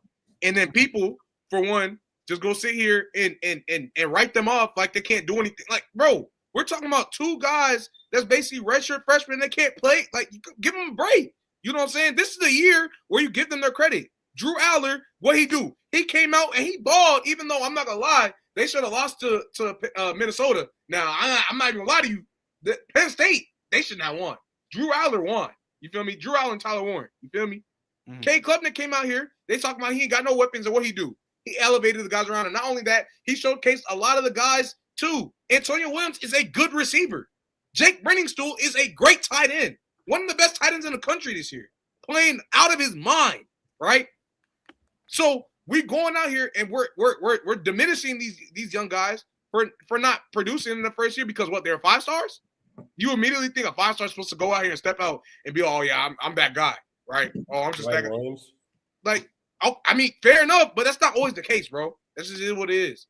We saw what happened to Julian Fleming too, right? Yeah. Are we serious? Like, come on. So in that same argument, same breath, I think Drew Aller and Cade are definitely still in the same tier because for one, they both progressed mightily and had that drastic improvements, but there's still stuff that they need to work on. Not only that, Drew Aller still has tendencies like of what he had last year, but he cleaned that up a lot. I'm talking about it's like Trent, in my opinion, what they compared it to when they were talking about Cam Ward cleaning up his stuff. I think Drew Aller, obviously, major improvement from what he did versus a Cam Ward improvement from what he did. Because you saw Drew Aller dang near shouldn't have even been playing college football at that point. I'm not even gonna lie to you. Like, that's how bad it was. Cade Klubnik looked like a deer in headlights out there last year. So now, 33 touchdowns, 5 picks. We serious? With quote unquote no weapons. And Drew Aller, no weapons. None. 0. Besides Tyler. Nothing. Nick Singleton and Tyler Warren. That's it. So JJ. And they balling. He's done Kevin Jennings better than them. You're a liar. Wait, Tegan, why you got Kevin James over? Kevin? Are we serious? Yo, JJ might be the worst crash out on the entire pod. I'm not gonna lie. My dog Miles, appreciate you. Another 10 gifted. JJ be preaching. It be sounding good. Do he be cooking though? Hey, appreciate that, my guy. Miles, JJ be cooking. He be cooking. He be cooking. JJ, do you want to remember the conversation we had about Cam Ward in the court? Do you want to talk about that in the public? Go ahead. Let's talk about it. Yeah, time for that. Yeah, we only got 4 games, so we in 11 hour 11 minutes in, bro. Jog my memory real quick. Remember how you said to Cam Ward overrated, and then he didn't really improve like really that much from this season. I say he didn't have drastic improvements like some people made it out to be. Right? You go from Incarnate Ward to then going to Wazoo to then going to Miami. Mm-hmm. At Wazoo, respectfully, he had terrorists. I'm just going to be honest. He had guys who were terrorizing him himself. Not only that, but then he became a terrorist himself. You know when like you get an infection or like somebody's sick and then they dap you up and then you get sick? That's what happened to Cam Ward because he was balling out early on at Wazoo. First 3 games, crazy. And out of nowhere. Dang, bro. Pick. Fumble. All this other stuff. Bro, he basically becoming you know what I'm saying? He doing whatever. You feel me? He ain't got his brain started scrambling up. He go to a better system, a better coach, better coach team, better weapons around him. And what happens? Of course, any coach can limit turnovers. That's why I said I respectfully, when we were talking about this before, and I didn't elaborate this enough. Yes, it's an improvement when you go from 12 picks to 6 or whatever, and 15 fumbles to 3 or however many he had this year. He still had mad fumbles, actually, from what I learned. But if you go watch the tape, go turn on the tape, he's getting away with these he's getting sacked, so he's dumping the ball off to a tight end. And that's cool in college football. That's not translating to the league. I'm just telling y'all that right now. I swear, you keep on doing that, you're gonna pay for that. You're not doing that with a bunch of grown men getting paid hundreds of dollars. You feel me? Mm-hmm. I mean, hundreds of millions of dollars. You feel me? You're just not. You're not doing that. So then he's over here doing that, and Trent. One of the things that always comes to my mind, not only Georgia Tech but Duke too, rolling out to your right. And I'm chucking it back to my left like I'm Pat Mahomes, but I can't actually make that throw. And guess what? Pick. Like, come on, bro.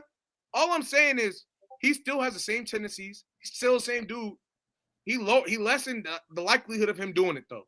And so if we're praising that kind of improvement, then by all means, all y'all Drew Aller haters better turn over a new leaf and make that man your top 5 quarterback. I swear. You feel me? Because ain't nothing for real that changed aside from you. Yeah, like I said, you did the right thing by limiting turnovers. That's what you're supposed to do. That's exactly what you're supposed to do. You're not supposed to be a guy that's supposed to be a turnover machine like Carson Beck. Because guess what kind of hate Carson Beck's getting right now? Saying that he shouldn't be in the first round no more. You can't be a Jalen Muro. Can't throw the football. That can't be you. So, yeah, congratulations. But that man, Cam Ward, overrated. This is what it is. And there's more to it than that. We go look at his in-structure play. Go look at that. he's obviously more comfortable out of structure. Fair enough, but that's not stuff that you could just keep doing in the league. It just isn't. Come on. Are you saying he's overrated as a prospect or overrated as a college player? No, as a prospect. College player, I've never – Trent, didn't I say he was better than Cade this year? You said what? I say he was better than Cade this year. Yeah. Yeah, but that's a sky is blue statement, though. No, that's not my point. Okay. I'm just saying Cade is a top 10 quarterback. If I got Cade as a top 10 quarterback, that's saying a lot in terms of who Cam Ward is. That means he still is one of the best quarterbacks in the league in college football. Yeah. Don't get it twisted. That's what I'm saying. But at the same time, you send him up to the league as a prospect. This is where people start gassing him saying, oh, he's the number 1 overall pick. Oh, yeah, the Giants, the Panthers, whatever. He's going to go crazy. No. No. Hold your horses. He's not even better than Shedeur Sanders. I mean, they're both mid prospects, in terms of quarterbacks. Shedeur Sanders still clears him in structure. Just going to be honest. No, I think Shedeur will be the better NFL player, but both of them are not this is just not a great quarterback class. And we said that before the season started. Did we not? So, hey, we don't got to go down that route. I'm just being honest, though, because people a lot of things that tend to happen is people get this little bug where you get too hype on somebody because of him not doing something as much as he did last year, right? And so now it looks cool. When at the same time, I'm still watching you struggle against California. That is not good. I'm sorry. You don't get no props for that at all, whatsoever. It is what it is. Wow. So that's what I got to say about Cam Ward, bro. And I said that before. You can get mad, whatever. All right, man. Zach Wilson got used to playing outside of structure. Hey, Zach Wilson and look, if you want to talk about that, Zach Wilson on this pod, I heard was supposed to be a blue chip arm talent and shit. Blue chip prospect. Yeah, that was wild. No. Let's use the real terminology. Freak athlete. Come on. Definition of malarkey. That was crazy. He was better than Justin Fields in college. That's crazy. And look, a guy like Cam Ward, and here's the thing, people don't ever understand. You want to see a guy like Cam Ward succeed too. Because you've seen his whole career, you've seen where he came up from. He was rated a no-star prospect. Yeah, he got a great story. Yeah, zero stars, yep. Exactly. So he had basically nobody was giving him a chance. Nobody was trying to didn't think anything of him, and he still found a way to engine him and give himself the proper tools and proper things to get himself better. Right? You feel me? So there's nothing to discredit that. His work ethic is. I'm gonna tell you this right now, second to none, because that tells you a lot. The fact that he even still made it to the position he's at right now. But we don't go from work ethic to then trying to say that this man is the best quarterback in the draft. He's gonna be a guy. He's gonna do this and the third. Because you're setting yourself up. You're setting the man up for nothing else but hatred, for no reason. You're setting up, and people gonna have haters, but especially not in this class where you don't need that many haters. It's not something to gas up anyways. Yep. All right. So look, moving on. But don't talk to me about them weak old Hurricanes ever again, though. Talking about my Clemson Tigers. House Cats what? Yeah. Yeah. Real Death Valley. Where dreams go to die. I love JJ. Anyways, all right, chat. Before we you carry the pod. Before we get to the predictions, that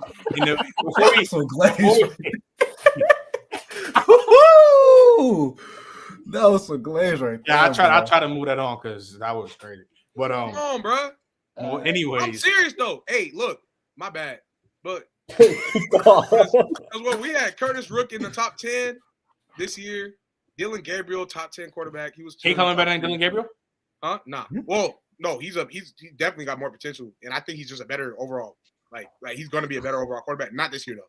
Like I think what Dylan Gabriel was doing, he was clearly bro, he's just a vet in the college football. JJ, who are all the quarterbacks that Cade Klubnik is better than? Like if I Kevin Jennings, Lenore Sellers, Jalen Milroe. How about this? Let's just make it easier because there's a lot. Who are the quarterbacks that aren't? Because that'll make things easier. Mm-hmm. So Cam Ward, Shedeur, Dylan, who else? Cam Ward, Shedeur, Dylan, Nuss.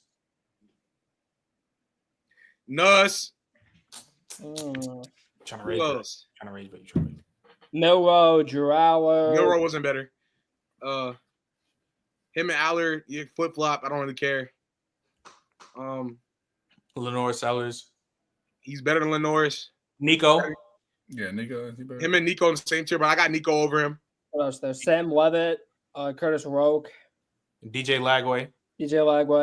I don't got DJ over him. I don't have Curtis. Like I said, Curtis is top 10, and I don't have Curtis over him. But it's like I think that's like that. Because after the five is named, it's like how about Dart? McCord. No, I don't have Dart over him. Okay. I think Dart. Actually, yes, I do. I do have Dart over him because of what Dart did early on. I was really like giving Dart his credit. I just think lately he ended off bad. He did end off bad. Yeah. I mean, but he McCord, lost McCord, I give McCord his credit too because of the type of the offense he was in too. I think he really engineered engined that entire thing and clearly revamped his game in a weaker conference. Yes, but there's like 7 guys. Yeah, so I take McCord, and I take Dart over him, and that would be on the tier. Nah. So those two you got. Okay, so you got those two. So Ward, Shador, Dylan, Nuss, and then maybe Drew. So that's 7. Drew, and then you got Dart. You said Dart too, right? Yeah, he said Dart. Dart, Kyle, Cam, Shador, Dylan, Nuss, maybe Drew. Yeah, Drew is like so, 7, 8. Yeah, so like 7 or 6. And then did you say Curtis? Did you say Curtis Rook? I didn't hear you. No, I said he's better than Curtis Rook, but they're in the same tier. Like Drew, Curtis Rook, Dart, all of them in the same tier. If someone said Curtis Rook was better, are you going to get mad? Or are you going to be like, that's fine? Nah, I think I'll give him credit because once again, I think Cade has another leap to go, which will clearly show why he is better afterwards. But right now, I understand why people say that, especially considering the season Indiana had and what he did over there. So at the best, 6, at the worst, like 9. So top 10 lock. Yeah. Okay. Will Howard got no chance? He's not. Will Howard is not better than him. He's not. I'm not even gonna lie. I'll do even one better. Cade Klubnik go to Ohio State over Will Howard. They're winning the title. I'm just gonna be honest. That's obvious. So that if that's obvious, that's all I gotta say. That's all. It tells me everything I need to know about Will Howard. I'm just gonna be honest. I don't know. Well, that O-line is pretty bad though. I don't know. Give me Oregon. Shut up. Maybe. I can get Oregon. I'm still taking Oregon. Oh, if you're saying, no, I'm not gonna lie. I'm not. I'm sorry. Let's keep it pushing. Yeah. All right, best of luck though, chat. Before we get to hey, I walked him down, chat. I told yeah, that's it. Yeah, let's get back to we let him go crazy. So look. All right, chat, before we get to like the preview of like who we got winning these games, we're gonna rank the top 25 players in these playoffs. Like just the players from all these teams. Ooh. And we're gonna rank them. So we got the list right here. Yeah, we got the list right here. Don, you probably gotta make it bigger. I think I know who was number 1. I'm not gonna lie to you. Would it not be Genty? Sure. How do you? Oh, Genty? Oh, damn! I forgot about him. Huh? I forgot about Genty again. You go to top right where the 3 dots are. Top right where the 3 dots are. Like, look at the tab. The actual tab. Like the tab itself. Y'all call me an old man when I ask the same shit. Y'all both bots. I definitely forgot about Genty. I ain't gonna lie. I definitely about Genty Triangle. I gotta put this in full screen so I gotta read this shit. Yeah, I put a lot of players. My bad. I just wanted to throw out a bunch. Yeah. You don't just throw out 25 days. You got to throw about 35. Yeah. How many I threw out? I threw out 45. Chat, though, don't it? That'd be straight. All right. So number 1 definitely makes it worse for the chat. I guess Genty could be 1. Number 1. That's straight hate, Dave. That's straight hate. Who will be number 1, Genty? Yeah, that's what I'm assuming. Genty number 1. I definitely forgot about Genty, but number 2 I think should be Abdul Carter. Wow. Number 2 should be Abdul Carter, in my opinion. Is he really the best player? Hey, hold on.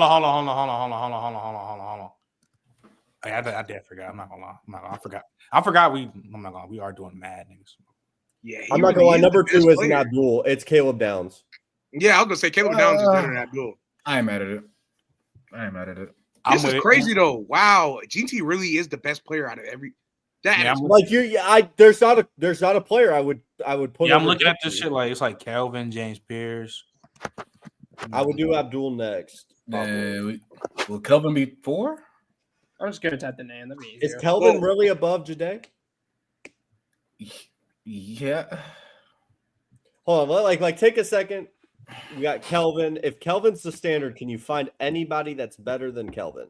The production that James Pierce has put Oh, up, I think Abdul Carter is a better football player than Kelvin. No, I'm saying Abdul's 3. Abdul's 3. Abdul's 3. Okay.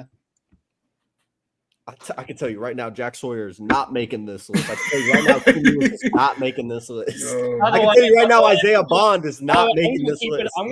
Des Johnson, Isaiah Bond. I'm gonna keep it a buck. I'm gonna keep it a buck. Judkins not making it. After Kelvin, are we entering? Jennings not making this list. I want to throw my cape on for James Pierce after Kelvin. Are we entering after Kelvin? Are we entering? Well, Kelvin and Malachi. That's my question. ETN not making this list. Starks is like Kelvin and Malachi, because I think those are the next two. Here, I'll zoom in if you guys want. Here, hold on. Fake, I'd put Kelvin then Malachi. I think we'll throw James Pierce in that same. That's way better. I think Pierce. Do what you just did. That was way better. Do what you just did. That's way better. Yeah. Pierce got to be somewhere in that. Because James Pierce production wise this year has been like. Do you guys want to start getting rid of names? Okay, what about I'll tell you what names I want to get rid of right now. The first 2 names are getting rid of. Get rid of Tez Johnson. Get rid of Quinn Ewers. Where's Tez? Hold up. Tez for sure gone? I'm not gonna lie to you. Yeah, I'd say so too. I'm not gonna lie to you. So we're gonna have one wide receiver on there because Jeremiah for sure making it, right? Yeah, Jeremiah. I mean, but he'd probably be like at the bottom. He's gonna be towards the bottom though. I'll give you that. Really towards the bottom. Tyreek Williams, is he gone? Ooh. Nah, I don't know yet. All right, what about Jabbar Muhammad? He gone? I think in this context, yeah. I think there's too many. And take both of the SMU guys. Yeah, Kevin Jennings out, but I would leave Scatterbo, by the way, if y'all didn't know. Yeah, I'm leaving Scatterbo. I'd take Cade off. To Cade off? And Carson Beck. Both. I'm not taking Cade off. I'll take Carson Beck off. Keep Cade just in case. I'll take Jalen. I wanted to put Jalen Walker on here because he's having such a good year, but I'll take him off. I'd take Singleton off. Yeah, I'm taking Singleton off. That's fine. I'll take Trevor Etienne off. No. Okay, with those 3, I think we're like I'll take Etienne off. I would take Etienne off. Okay. I wouldn't take Singleton off though. I like Avion, but Avion now he's gone. I'd take Nico off. Yeah. Yeah, I'm okay with that. I don't think Nico makes it on this. He hasn't popped enough. Okay. I think Isaiah Bond, yes or no? No. Jack Sawyer probably off. Gone. Jack Sawyer? Gone. Yeah. Okay. All right. I think gone. Bond's gone. Get Judkins out of there too. Nah, hold on. Let's slow it down. He's probably off, but let's just slow it down. Now let's slow down, right? Nah, he gone. I'm just being honest. He's not there. I say he's probably not making it. He's probably not making it. He's not making it. He's not cracking it. Okay, how about this? I just want to see where you guys stand. Judkins or Jeremiah Love? Both of them could go. I said both of them could go. Okay. All right. I think. All right. Let's start. You guys want to start? Yeah, I think that's fine. So 4 and 5, Kelvin and Malachi. Which one do you guys think? Trent, if you want to do a vote, you can. All right. So Tegan, who you got? Kelvin. Durag. I'll probably lean Kelvin. Donnie. I think I'm leaning Malachi. JJ. Yeah, I'm leaving Malachi. Trent, what's your answer? Malachi. My vote is I just think Kelvin impacts it more. No, I was about to say, but I get it. That's fair. Yeah, I understand it. That's the one. Yeah, but Kelvin goes right after him though. That's what I was gonna say. Yeah, it's a dead split. Like I'm not gonna lie, because after Kelvin, we all agreed. What's the name? Jelon it should be right James after, Pierce. right? It's James Pierce. Who? James Pierce. Jelon? Who? James Pierce. Jelon Walker? Isn't James Pierce with the nation and pressures? Oh, maybe. Jalen Walker? Maybe. Jalen. They say both. Isn't James Pierce in the country of pressures, though?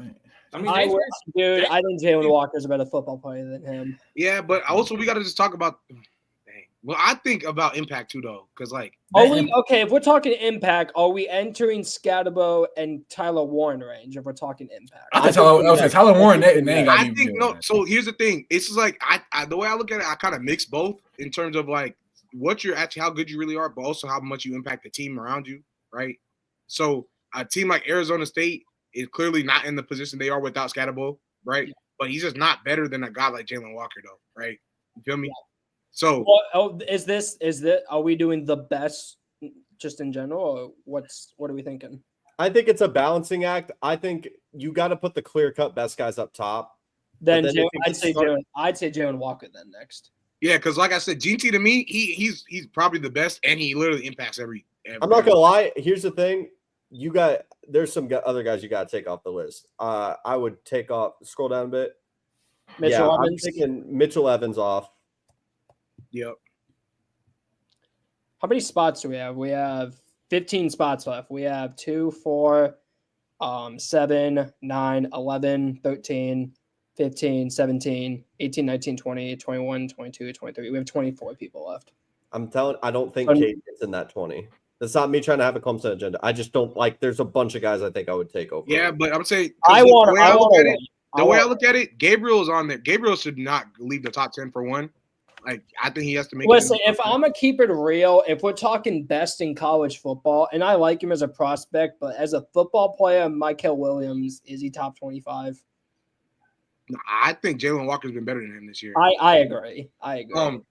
But what I'm really trying to get at is, like, for example, Leave It. I like Leave It. I don't think he was better than he's a better player than Cade Klubnik is, nor does he impact his team or offense to the level of what I think the Clemson offense had. For who's another quarterback on here? Drew Aller. Like Drew Aller. No, Drew Aller definitely might be on the top 20 because of, like I said, impact. I don't think he's better, but it's like I said, it's a flip flop, so that's why it's not that far. Wait, I just realized, are we entering Dylan Gabriel range? Yeah, that's what I say. He got to be in the top 10. I'm not going to do Gabriel over James Pierce. I'm sorry. He's not leaving the top 10. That's all I'm saying. Yeah, I don't know if I'm putting Jalen Gabriel over Tyler Warren. And also Janae Barron, we need to talk about him also. Like, he's the best. He's probably the best corner. If we're talking about the best players of football, we're in Jeremiah Smith range.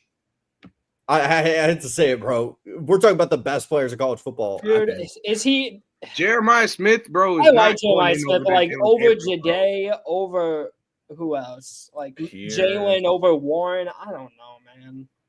I'm just saying he's in the. I probably put him over Warren, but like I said, impact. That Ohio State offense is like it's literally contingent on Drew Aller, Tyler Warren. I can say the same thing about Penn State. Yeah, if we're going down the impact path, I'm doing both. That's what I'm trying to tell you. I know. I just want to float this out there. There's one guy that I'm going to stand on. I'm not saying right here, but on that border top 10, top 13 range is going to be Derek Harmon. Yes, he's the best defensive lineman on that. Can we get rid of? I like Mayato, but nah. I don't think he's a top 25 player. Can we? And I don't think Sam Levitt, if we're doing impact and best player, Cam Scatabo is the better of the two. Exactly. Yeah. Like, I don't think Levitt. I take away both of them. I'm fine with that. All right. I'm not taking Dylan Sampson or James Pierce off for sure. I'm not taking James Pierce. Nah.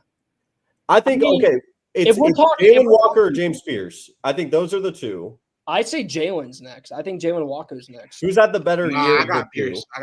Totality of the year. I'm going with James Pierce. Yeah, I'm not even gonna lie to you. Like Jalen Walker, better player. Jalen Walker, better player. Pierce, like once again, this is a defense that's much worse. Like Georgia, I think is still gonna be fine without a guy like Walker in that game. Like, of course you're gonna miss him, but Pierce, you're dang near borderline just trying to sell yourself. You're contingent on that. So do you guys want to do James Pierce 6 and then Jalen Walker 7? Yeah. Okay, we can do that. James Pierce, future Niner. Oh, it's not Nick scoring anymore? Hey, anybody. You just need somebody. I just need somebody in the trenches. I think right here is Jade.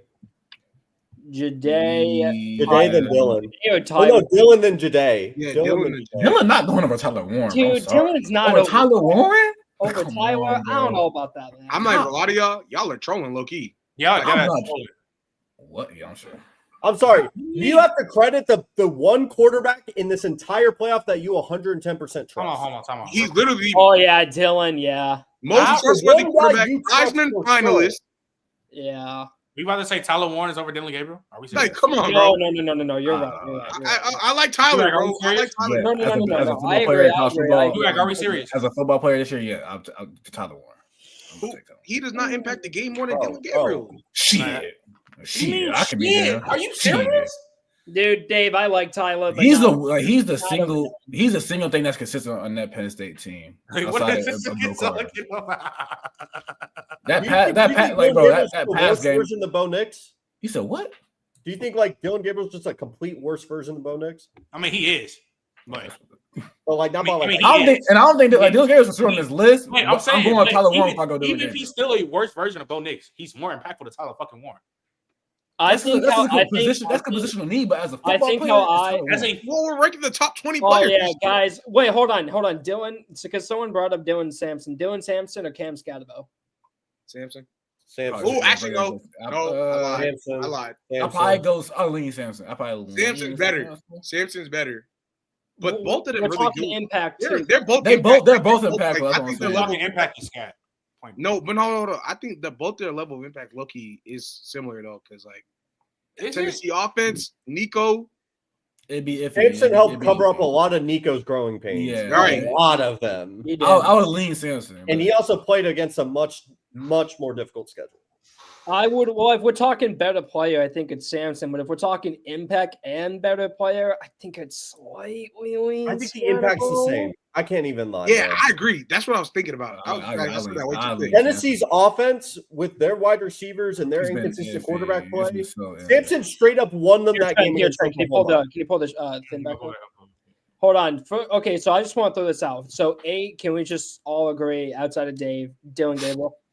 Yeah, I agree. Dave straight Hayden. I'm not gonna hate. I got working to win a natty.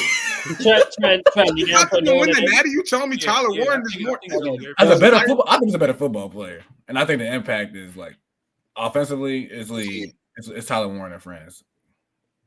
I mean, if you want to put Tyler after Dylan, I'm okay with that. Either him or Samson for me, one or the other. Is he really? Are we really about to say we're picking Tyler Warren over Drew Allen? Yeah. No, I'm not. The guy that's giving him the football? Are we serious? Bro, what is this list based on? Like this top, like most impactful, like he's a better football player. The top 20 players in the college. So the way I just said it, in my opinion, the way I'm looking at it, that's why I said I guess you weren't listening. I'm looking at he's a better player. I'm sorry. The impact is clearly one of the best players in impact. I'm not gonna say the impact is there, and he's a better. Here's the thing, JJ. The reason why I think impact is closer than skill is because there were times when Tyler is literally in Wildcat and he runs and throws the ball. Like he had like a 30-yard touchdown this year, and he had a 50-yard rushing touchdown at a Wildcat spot. So he is most of that offense. So impact, it's obviously quarterback, but I think it's smaller than, because I think skill-wise, I think Tyler Warren. So you think Tyler Warren's a better player than Drew Allen? Is what you're saying? What'd you say? You think Tyler Warren's a better player than Drew Allen? Is all you're saying? Yeah, I don't think that's crazy. Yeah. Dave. If Colston Loveland was on this list, do you think you put him over Dylan Gabriel? Yes.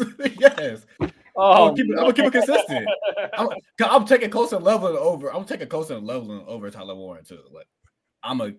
He's straight trolling. He's straight trolling, bro. Wait, hey, if Harold Fannin was on this list, you taking him over Dylan Gabriel? Group of 5 shit, yeah. But I would. Same reason for GT. If he's up there, I swear, Jason, I'm glad you're consistent. He's being a bot. Hey Trent, you're actually nasty because you didn't let me finish. I said group of 5 test, but yeah, I still take him. Why? That's why it's a little bit tougher because it's group of 5, but I'll still take him. Because if Bowling Green somehow made it in there, that's all I gotta say. That's literally it. What are you talking about? Did we ever address Dave saying that SMU could compete with Georgia? They really can't, but I mean, hey, without Carson Beck, maybe. Come on, bro. If they face in a college football playoff, they might have a better shot without Beck. It is belt to ass. Like, what are we doing? That clip was awesome. Because it's funny because he said that, and then when I asked him, "Can Clemson do that?" He was question marking it. Like he no, didn't. I didn't. I said yeah. All right, bro. It's because of this. Georgia ain't show me nothing.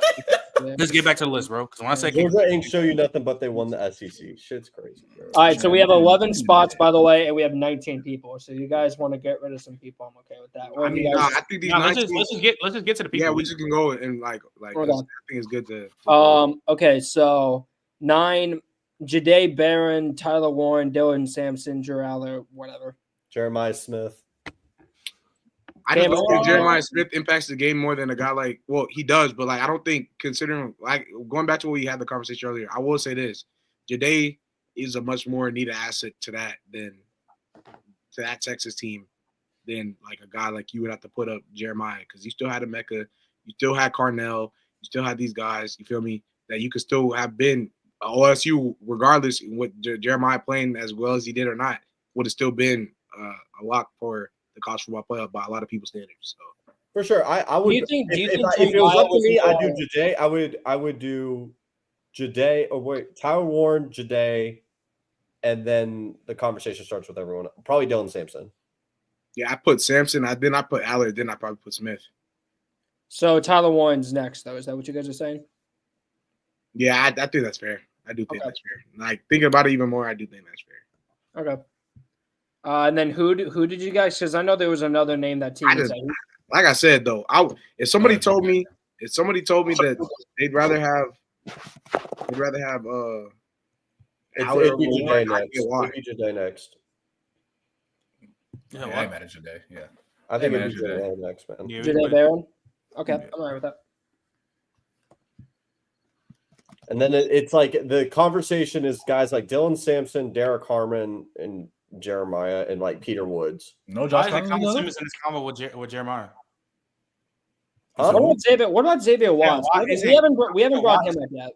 I said, why isn't Colin Simmons in this conversation with Jeremiah? I would have Colin Simmons in the top. I say because he's been easily one of the best freshmen in the country. He's like you could argue he's better than Story. Yeah, that's true. He has been that good. Him and Dylan have both been great. Josh Connolly has been good this year also. If we got Colin Simmons up there, I'm kind of surprised Ant Hill ain't there, bro. I'm surprised Donnie put Sammy Brown on there, and he was talking to me about him all the time. Yeah. That was another guy. It was between the last spot. It was between Kobe Kane and. Yo, is Scat out here yet? Kobe Kane's the better. Scat North Sampson. Damn, we got like. We need to get them two on there, bro. Somewhere. Yeah, I'm not gonna lie. They might have to be the next two. Who we talking about? Scat and Sampson. Did you get rid of Michael? I thought we were getting rid of Michael. No, Michael's right here. Oh, are we getting rid of him? I thought we were. I don't think Michael will end up getting to it at the end of the day. All right, fine by me. So, are we saying Sampson and then Scatterbo, or Scatterbo then Simpson? I'd lean Sampson. I'm leaning Sampson then Scat. JJ, what about you?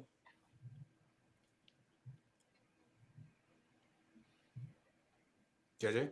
I'm thinking. I have no idea who I'd lean. I think it's pretty close. I think, bro. I think I'd lean. So you're gonna rush my thought process, bro? Oh, yeah, we got on the top. I think I'd lean Scatterbo. Yeah, I'm gonna go Scat. That's what I was gonna say. I'm gonna go Scat. Trent, who do you got? You're the tiebreaker. Scat. All right, Scat then Dylan.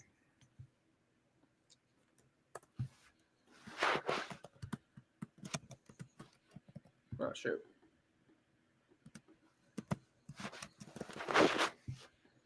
And then Dylan Sampson. Alrighty. I hope y'all know. Are we okay? In my opinion, Cade goes right here. I'm just gonna tell you that right now. Cade, the names I was gonna throw out was Xavier, Cade, Drew, and Jeremiah. I mean, if we talking about impact and shit like that, wouldn't that Indiana quarterback not be like right here? Curtis Volk. Yeah. I'm not gonna lie. I'm putting Harmon here. Dog, Derek Harmon's been one of the best defense tackles in the country. Like he's been the driving force on that entire defensive line. You think Derek Harmon? Derek Harmon or Jeremiah? I think for the totality of the year, Derek Harmon's been the better and more impactful player. I think that's probably fair. Not mad at it at all. Either way, like I said, I'm not gonna lie. Bro, not falling out the top 15 for me. I'm just gonna be honest. I'm fine with Derek Harmon there.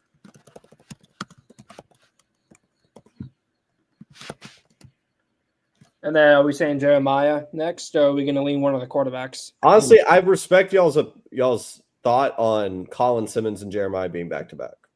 I would put Jeremiah in front of him and then Colin. Lotto, just off the fact that I might lean Colin Simmons. Curtis and I'm not gonna lie. Before Jeremiah, I think Curtis and Drew Allen have to be up here though. Like they got to be up here. And then Cade also.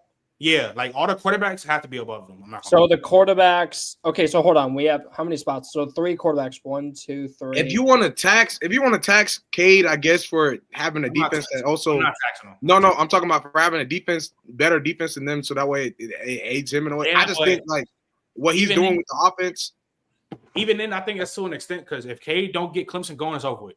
Exactly. So I think that's the same with all these other 3 quarterbacks though too. So well, you gotta because like I said, for one, they already brought up Tyler Warren and the fact that literally how he aids him in a bigger way than what Cade got and what Curtis got. And honestly speaking, I don't know what Curtis got more than y'all do. So I'm taking I take Drew and Cade over Curtis. I don't even care about the order. I just know I think those have to be the next 3. And I just don't think Cade is falling out the top 15. That's all I'm saying. I think those are the next 3, and then what's his name, Colin and Jeremiah. I think those are next to me. So for 14 and 15, Auer and Cade, what order do you guys think? It can go Drew Cade. It don't matter to me. I'll go Drew. What about you? You care about the order? I'd rather have Cade 14. Like I said, I think. What do you think? I'll do Drew. I think Drew had the better year. I had Rourke over Cade in my ranking, so it'd be Drew, Rourke, and Cade. Okay, I prefer Drew also, so we'll say Drew.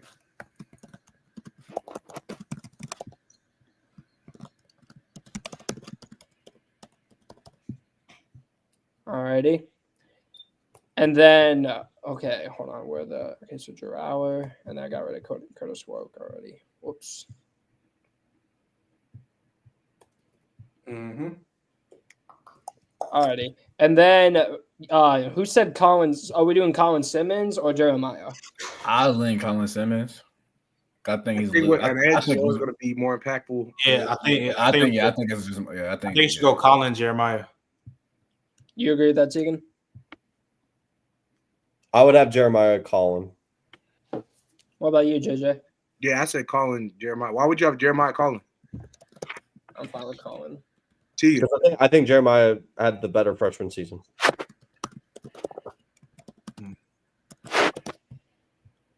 Because I also think Colin was really good, but he was also in a rotation of some really, really, really good. Not to say Jeremiah didn't have also other wide receivers, but like I think we have to sneak Xavier Watts on here, dude.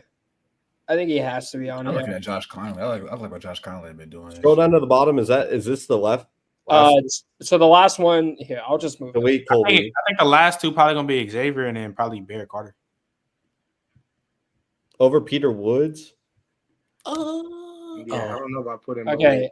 I personally think Peter Woods has been. I totally forgot Peter Woods on his list. I can't count. And you still here are all the names. Like you see all the names. I'm gonna be real. Out of the guys on the D line, I honestly think Peter Woods has been impactful, but I think TJ Parker really like showed out. I think TJ Parker's better too. To be better this season, at least. I just think we have to get Xavier Watts on here. I think he goes 19 though. I'm not gonna lie.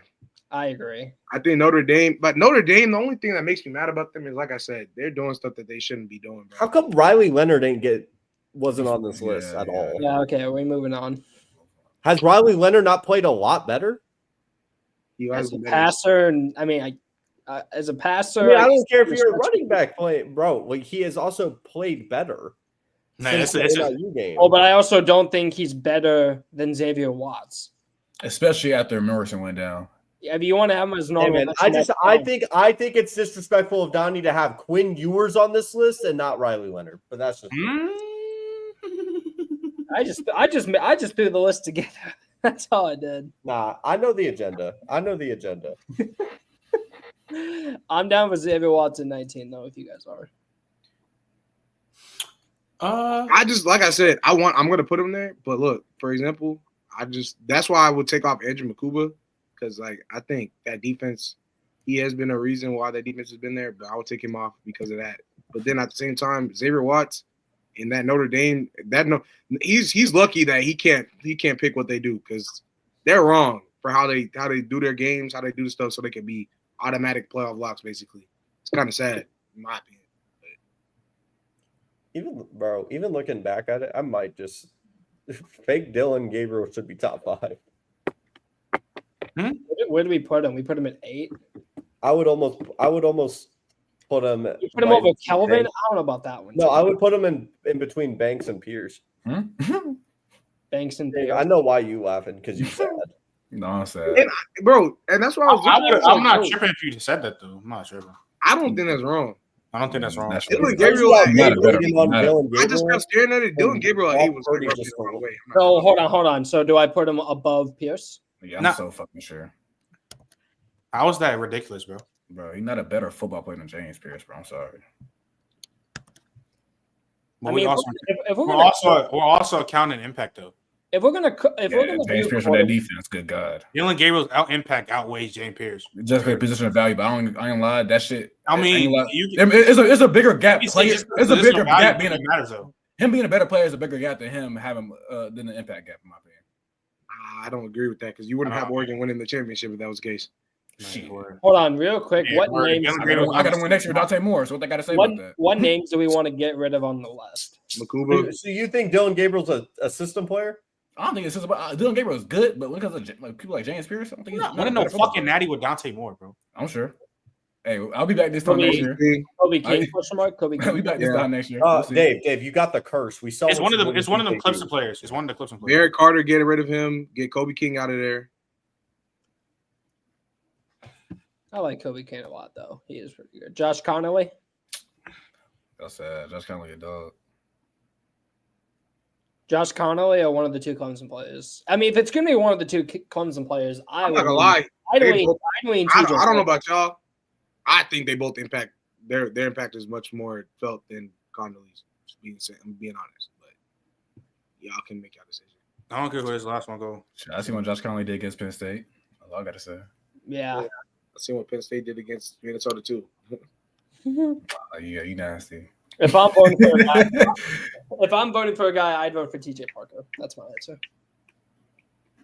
Yeah, I'm going TJ Parker as well. Yeah, I'll go TJ. All right, TJ Parker. Tegan, what you feeling? It was Connolly, Woods, and TJ. Woods, but I don't really care. It's the 20th best. Sean, did you want to read the list off for a clip or no? Nah, not for a clip. Nah. But I think this list is good though. It's definitely a good list. I like the list. Yeah, I like it. I don't think there's no major changes. Nothing. It's a good list. Let's do it. I'm cool with that. All right, bet. So keep pushing before we head out. Wait, where did we put Nico? Did he not go on the list? No, he didn't make it. No, we didn't put him on the list. He didn't make it. He too is. Right. Yeah, I'm just making So before we head out, obviously, got to do predictions for these games. And Tegan, I'm gonna start off with you. Friday night, Indiana at Notre Dame. Yeah.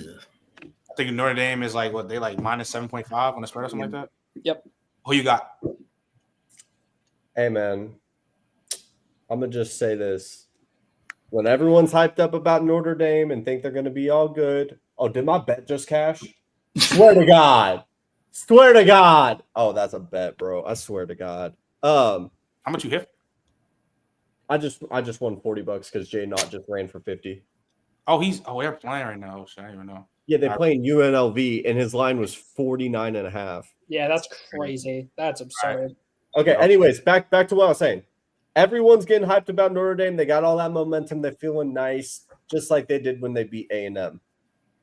Then they lose to NIU at home. It's going to be Indiana gets the job done, bro.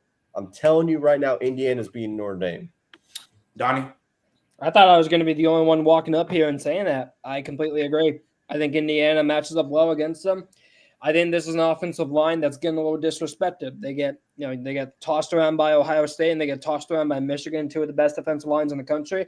Notre Dame's defensive line this year has not been as good as it should have been. Howard Cross and Riley Mills, just so disappointing from both of them. These were guys that there were a conversation of, are they the best defensive tackle duo in the country?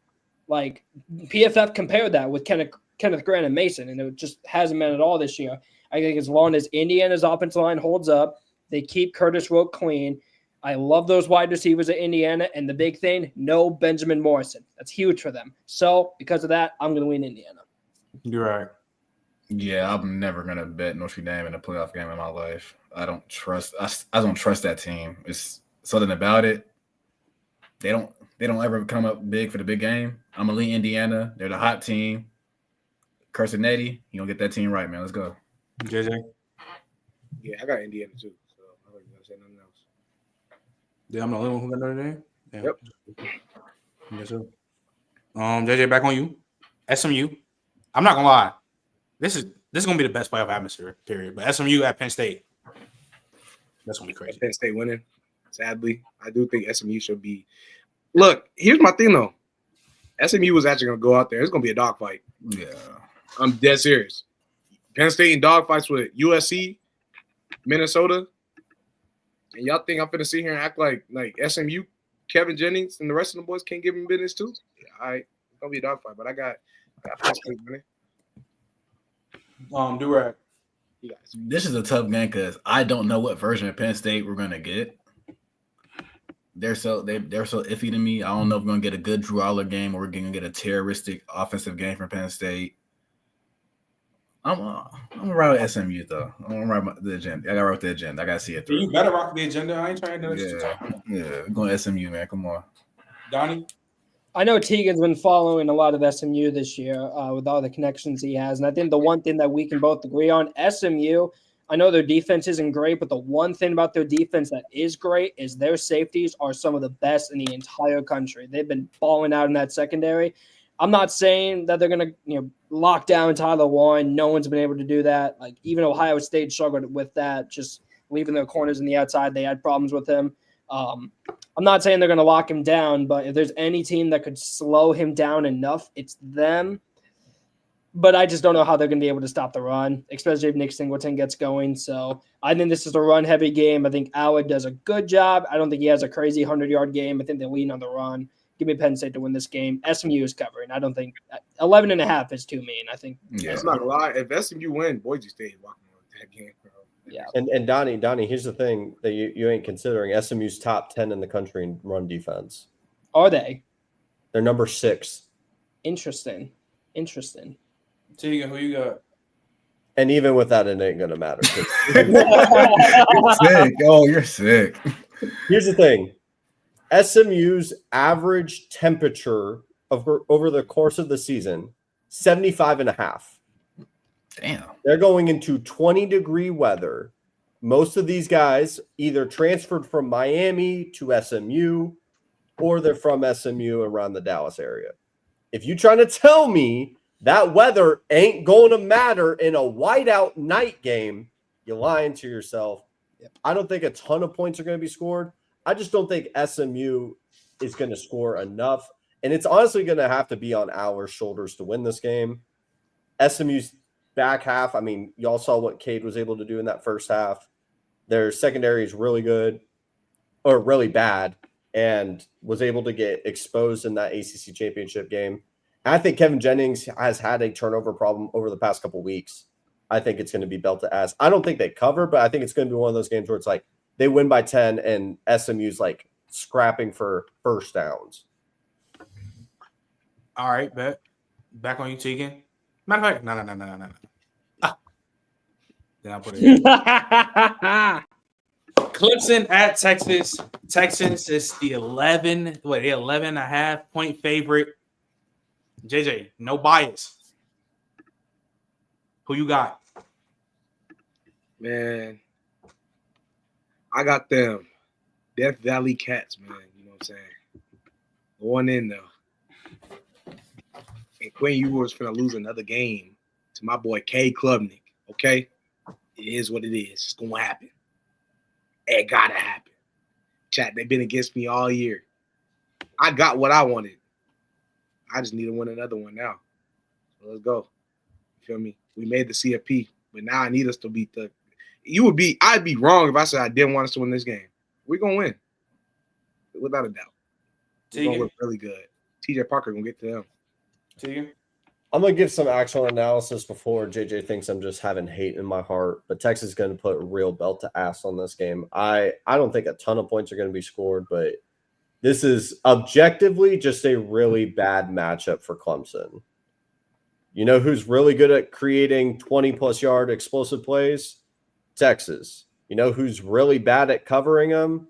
Clemson. Flip it. You know who's really not that consistent and not that great at creating explosive plays? Clemson. You know who's number one in the country in stopping them? Texas. The truth is, when Clemson's able to get those plays, they win a lot of football games. When they don't, they score 17 against South Carolina. They don't look good against Georgia. And I think Texas has the recipe to beat them. And I think they will cover whatever that number is. Donnie? I think the only way Clemson can win this game is if Cade Klubnik has the game of his life. Because this, and I talked about it earlier, talking about Jahdae Barron with the Jim Thorpe. This secondary is good. Andrew Ibuka, one of the best safeties in the country. Malik Muhammad, he's going to be a first-round pick in 2026. Jahdae Barron, he's probably going to be a first-round pick this year. This is a damn good secondary, and I like Clemson's weapons, but they're not great. And going up against a secondary like this, you're going to need an Oregon or an Ohio State wide receiver core to match up with it. I don't think Clemson has that. I think a lot of this game is going to get put on Cade's shoulders. So I don't trust Quinn at all, but they do not need Quinn to have a legacy game to win this game. They just need him to just don't pull a game like he did versus Georgia, where he had 7 turnover-worthy plays. Just don't do that, and you're going to win. So give me Texas to win. Yeah, Texas' margin for error is just too wide. Like, as long as Quinn is not in there performing terribly, I just think they got this game. I think it's a bad matchup. Cade's going. I think it's gonna be a combination. I think Cade has had the game of his life, and he needs Quinn to be just as bad, just to keep up, because that Texas defense is gonna make it rough. It's gonna make it. I do want to say this though. What's one of the things that makes Quinn play like that though? Pressure. Like I said, we already had that talk on the pod. Shout out Bama. Like I said, y'all talk about that O-line. TJ Parker, Peter Woods, Barrett Carter, Sammy Brown, they all can get home. All right, and then last one before we head out, Durag. Tennessee at Ohio State.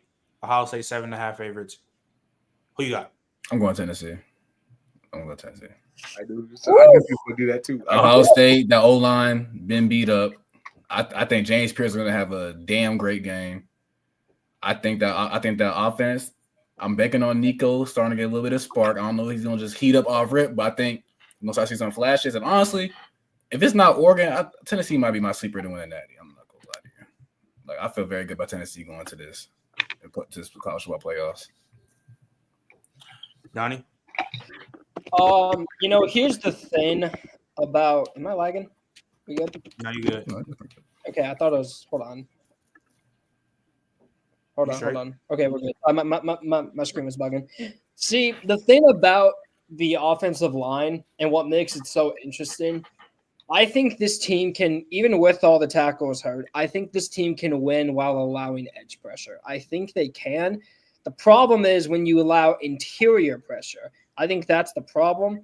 I like Tennessee's offensive tackle, the Allmark kid. He's one of the highest graded on PFF this year. He's been balling. A lot of people have been sneaking him into the second round of the draft this year. I haven't watched him personally, but I've heard a lot of good things. He's a good player, and obviously James Pierce is going to do his thing. No Josh Simmons is going to kill that. But the thing is, this isn't Mason Graham. This isn't Kenneth Grant, Like, I'm not – unless you have a true dominant elite interior, which their interior is good, but their edge rushers are way better. I think Ohio State can handle that.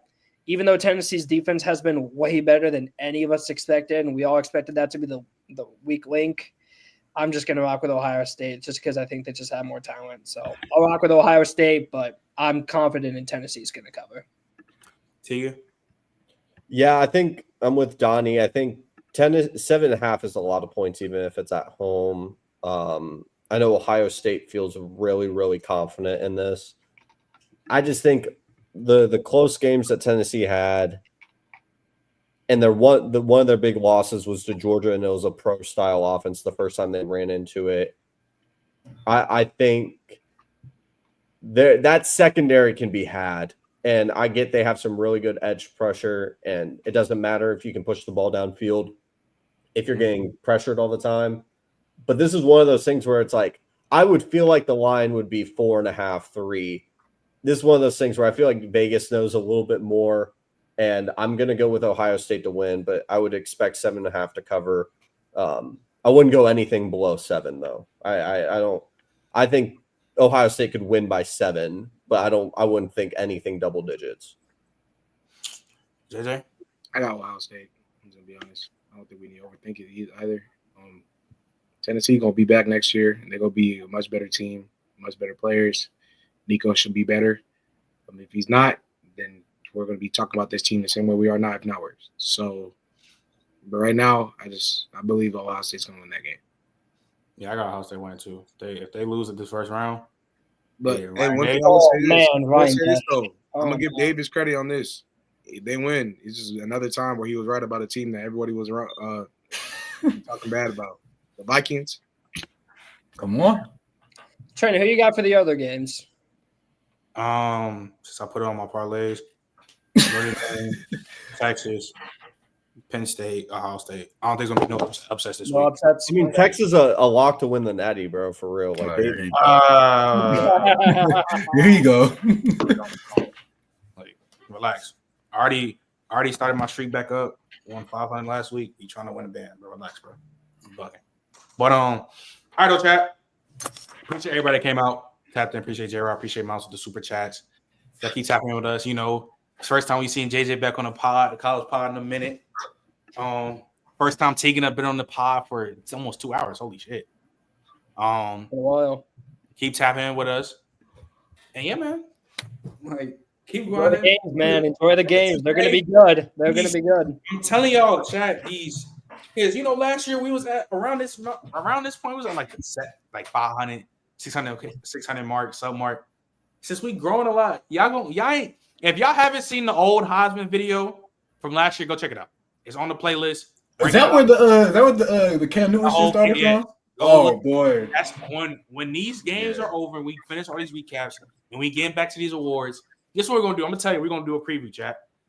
We had a lot of things said on the show last year about people's Heisman seasons overrated. So we're gonna revisit those combos. And it's Manny gonna be pissed when I put Travis on Joe Burrow. We gotta talk to Tegan about how we gotta talk to Tegan talking about, he said Bryce Young's Heisman season wasn't shit. We gotta talk to Donnie again. You might actually put. What we really put? Wait, what did I say? Hey, we still gonna talk about you saying Devontae Smith's Heisman season is overrated. Oh, it still is. We gonna revisit. We gonna revisit them combos. Are we really gonna say Trav's Heisman season better than Burrow? I don't. I'm not. I don't agree. He got. I don't agree with that. But Dave do too. Dave, you need to. Dave, I can't. The strength of schedule, dude. We'll get there. Yeah, we gonna visit this. I remember JJ. Remember Donnie tried to compare strength of schedule, what Burrow played compared to Cam. It was nasty combos. Straight to schedule, straight to roster. Good God. Like I said, appreciate y'all. We're on the road to 2K. We about to get there. We're gonna catch y'all. We out. Hey, chat. I walked him down. Trent's dress dirty. I was gonna say, JJ, you got anything you want to say before you just like but you got anything you want to say for real? Yeah, man. Walked him down. You know what I'm saying? Hey, chat, I love y'all, man. You know, I had to come through for the one time. You know, 9-3 season. That's how you do it. You feel me? So I bet. Deuces.